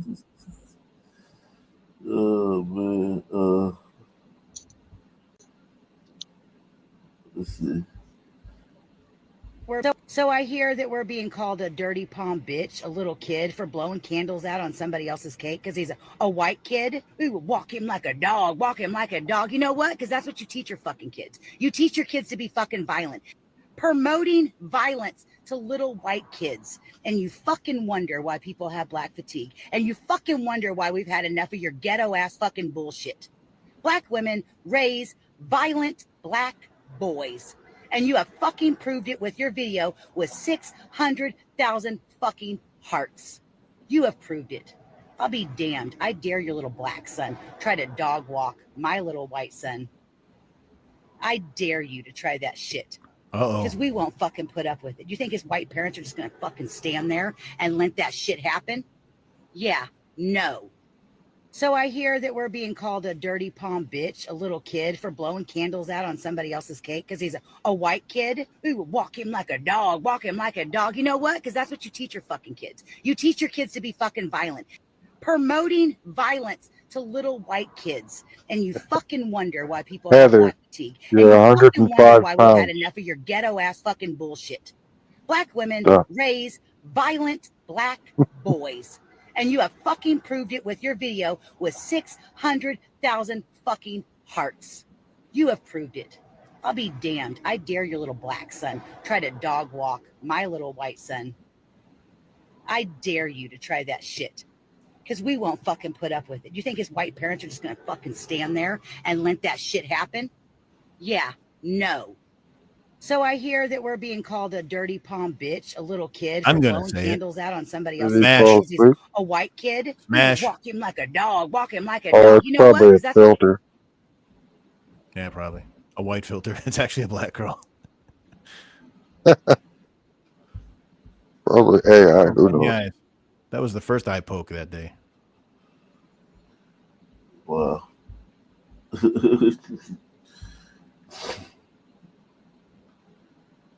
Oh man. What's up, Mark? What's going on? Just coming from the club. Oh, long night. Wow. You working the door? I was working in towards the crowd. It was easy night. You know, so I'm Brito Club, but Yeah. sprinkle a bit, sons, because I was at Hackensack. Oh, wow. No, you don't gotta tell us, Mark. We know it was an Umbrito, but we know you're not going nowhere near the sound Oh bars. yeah, damn right. I love my Bass Bunny, man. No, but I mean, look, that aside though, we know that you know, because you're Ag Nation, right? That you know that 1 + 1 is 2. Yeah, definitely.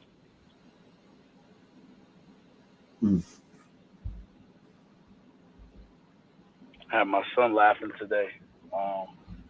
His boy, he go to Sun School, and he was like, my son was like, yeah, I wanted to transfer there. I was like, is there any Umbritos? And he was like, his boy was like, nah, I ain't got no Umbrito. I'm like, Daniel, you better off not going there. Fuck that. You know, Umbritos. Yo, Mark, Laugh.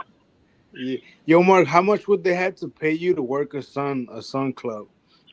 I've done Sun clubs. The only Sun clubs I do, because I know my people, Haitian clubs, but they're actually calm. So it's a lot of slow dances. So it's like we don't play the typical, you know, our music is similar to Umbrito songs. So it's like it's really? called compa. Yeah, it's called compa. So it's like real slow music. But the FBAs do slow music too, right? Nah, our shit is slow. Like if you get I'll send you my email with I'll let you listen to some of that slow shit.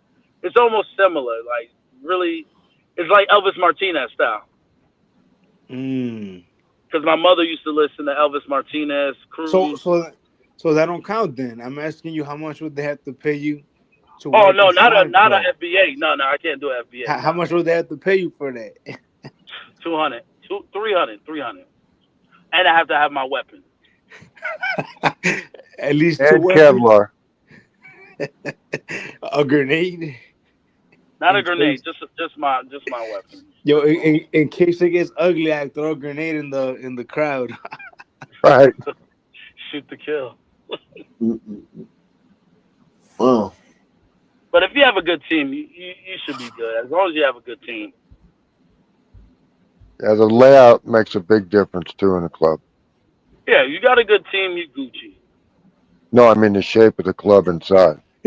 Yeah, I get There's almost feel like blind some. spots and Yeah, it almost feels like some of these Sun clubs, they gotta have like a sniper tower, like the. Oh shit! Yeah, Suns. That would be. This story right here is insane. The 36-year-old woman shot dead in the middle of Prospect Heights last night has been identified. Thanks for being with us here on News 12 Brooklyn. I'm Amanda Bossard. Let's get right to News 12's Valerie Ryan. She spoke with the victim's family and shares the moments that led to the woman's death. Valerie. Amanda, disturbing details tonight. Now we know the victim's name is Tamika Powell. She was shot and killed in the middle of the street here last night. Her loved ones say all because of an argument. And tonight, that 36-year-old, the family of the 36-year-old is not only grieving, but she leaves behind 2 young daughters. What? This is reckless behavior. Norma Campbell, Tamika's mother, remembering her daughter as a free spirit. She did whatever she wanted to do with no apologies, no regrets. But she had a big heart. Maybe she should have apologized. Campbell She's a said yardie, her daughter man. went She to a was not barbecue apologizing. up the street from their home last night. That's where an argument sparked. And after her daughter left the party, she was followed. The guy went into his apartment, came back out with a mask. He put on the mask and left in the direction that Tamika left. Local residents say it was on the corner of Carlton Avenue and Pacific Street, where the masked suspect and Tamika exchanged a few words. And as Tamika began to walk away, the suspect shot her once in the head. Around 10:30, there was a gunshot, and my wife and I went outside and saw that there had been a murder. Video from last night's scene shows Tamika's body covered in a white, bloody sheet. Tamika took her last breaths just 2 blocks from where she lived. If you were bold enough to take a life and come forward, whatever the confrontation may have been, it didn't get to this level. At this time, no arrests have been made and the investigation is ongoing. Reporting from Prospect Heights, Valerie Ryan, News 12, Brooklyn. Angel's only in the first year of her career. Yeah. She's very young. Juju was above her and she's still in college. She is one on every single. Damn, man. That's crazy. I bet she's got one regret. Mm. Do you think she drove him to that point? I think that it's possible that she said something disrespectful that may have had a threat implied in it. At the same time, he murked this woman in the middle of the street at a block shindig, and that's crazy. She must have thought. She must have thought she was talking to the one son man who wouldn't shoot her. Damn. Yeah. Boom, boom, boom. Jesus Christ. Well done. Been talking about and that you need to be aware of, because I think people have gone into a state of osmosis about this. Mother Shekinah wrote me a book about the building of Tuskegee, the school, and the land around it. And we'll talk about that at some point. And we thank God for Tuskegee and for Booker T. Washington. But my friends, when I spoke at the Oxford Round Table, I think it was St. Anthony's College, it was a conglomeration of schools at Oxford. It's not just one school, it's a whole bunch of them that do various things. They all call Oxford. That school was built, the wall around the school and the building that I spoke in was built in the 12th century. It was a nice building, had a nice wall around it, nice wooden gates and everything. Old is the outdoors. But imagine building a building like that stood here. And Cambridge, and one of the things about London in general is that most of the buildings there were built in the 11th and 12th century. Some built. We went into the name of that church where Queen Mary of Scots was buried, Church of England. What's the name of that church? Who? Westminster Abbey, and the Westminster Abbey. And it was built in the 13th century. All those old buildings. Now, I'm referencing the 11th century, the 12th century, because during that period of time, there were several phenomena going on.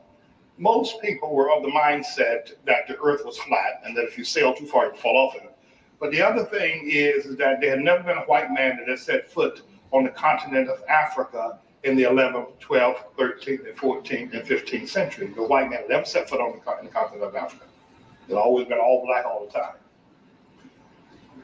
The Great Wall of China, built similar times. The Taj Mahal in India.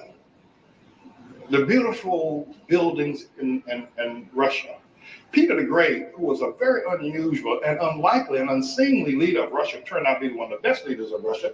Peter the Great, tall fella, interested in machine guns and cutting off one another's hands. The place, they don't pick up the garbage, dead dogs stay in the street for days. The place is a mess. It's Africa. They don't know how to do nothing. Well, the white man has kept us from building. No, white man never, listen, white man was when they were building Cambridge and Oxford and England and Taj Mahal and building St. Petersburg, no white man ever been to Russia, been to Africa. It was just in 1492 that Columbus had to convince the world that if you sail so far, you're not going to fall off. Remember, the world, everybody was pretty much thinking that this is the end of it. There's not one city you can go from North Sahara all the way down to Cape Town, and there's not one city, there's not one building, there ain't nothing. Ain't nothing. We got to come to terms with that. Some woman pointed out to me there's a rock somewhere in Zimbabwe. Zimbabwe was once called Rhodesia. It was Zimbabwe, and it was named by Cecil Rhodes, who was a very wealthy Englishman who was one of the first that journeyed down into South Africa, even when there was fighting between the Zulus and the Afrikaners.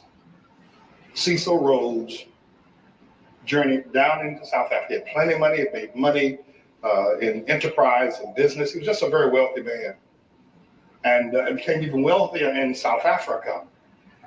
And Rhodesia, Zimbabwe is encircled by South Africa as a nation. It's just a small nation within the nation.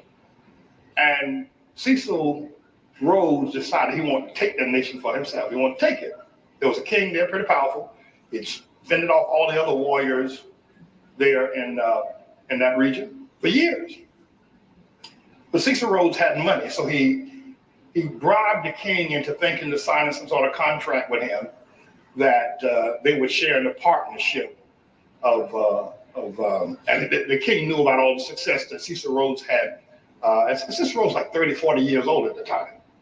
So the king foolishly signed the contract, and when Cecil Rhodes came and demanded that the contract be honored, which meant he in effect was now the owner of Zimbabwe at the time, the king rose up in arms and he killed him, and Cecil Rhodes with his army with machine guns just killed them all. But the thing of this is very interesting, is that the children in Zimbabwe were playing with stones. They were barefoot, the red dust there. They were just playing with stones. And one of the Cecil Rhodes lieutenants said, "Boy, bring me that stone about that big. Bring me that."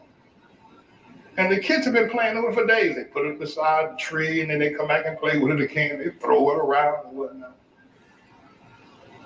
Well, South Africa, and in that region, has one of the largest, most productive diamond pikes in the world. Pikes that just shoot diamonds up out of the air, out of the ground, from 150,000 feet down, ever so often. And the children were playing with diamonds. Large diamonds. But the king and Africa people had no idea of their value or even what they were.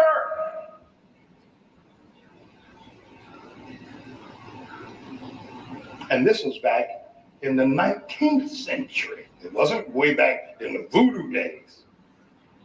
We have to come to terms with it. No matter how painful it is, you can go from California to South Africa, to Kenya, to Tanzania, and by the way, he changed the name of the country to Rhodesia. They've changed it back now to Zimbabwe.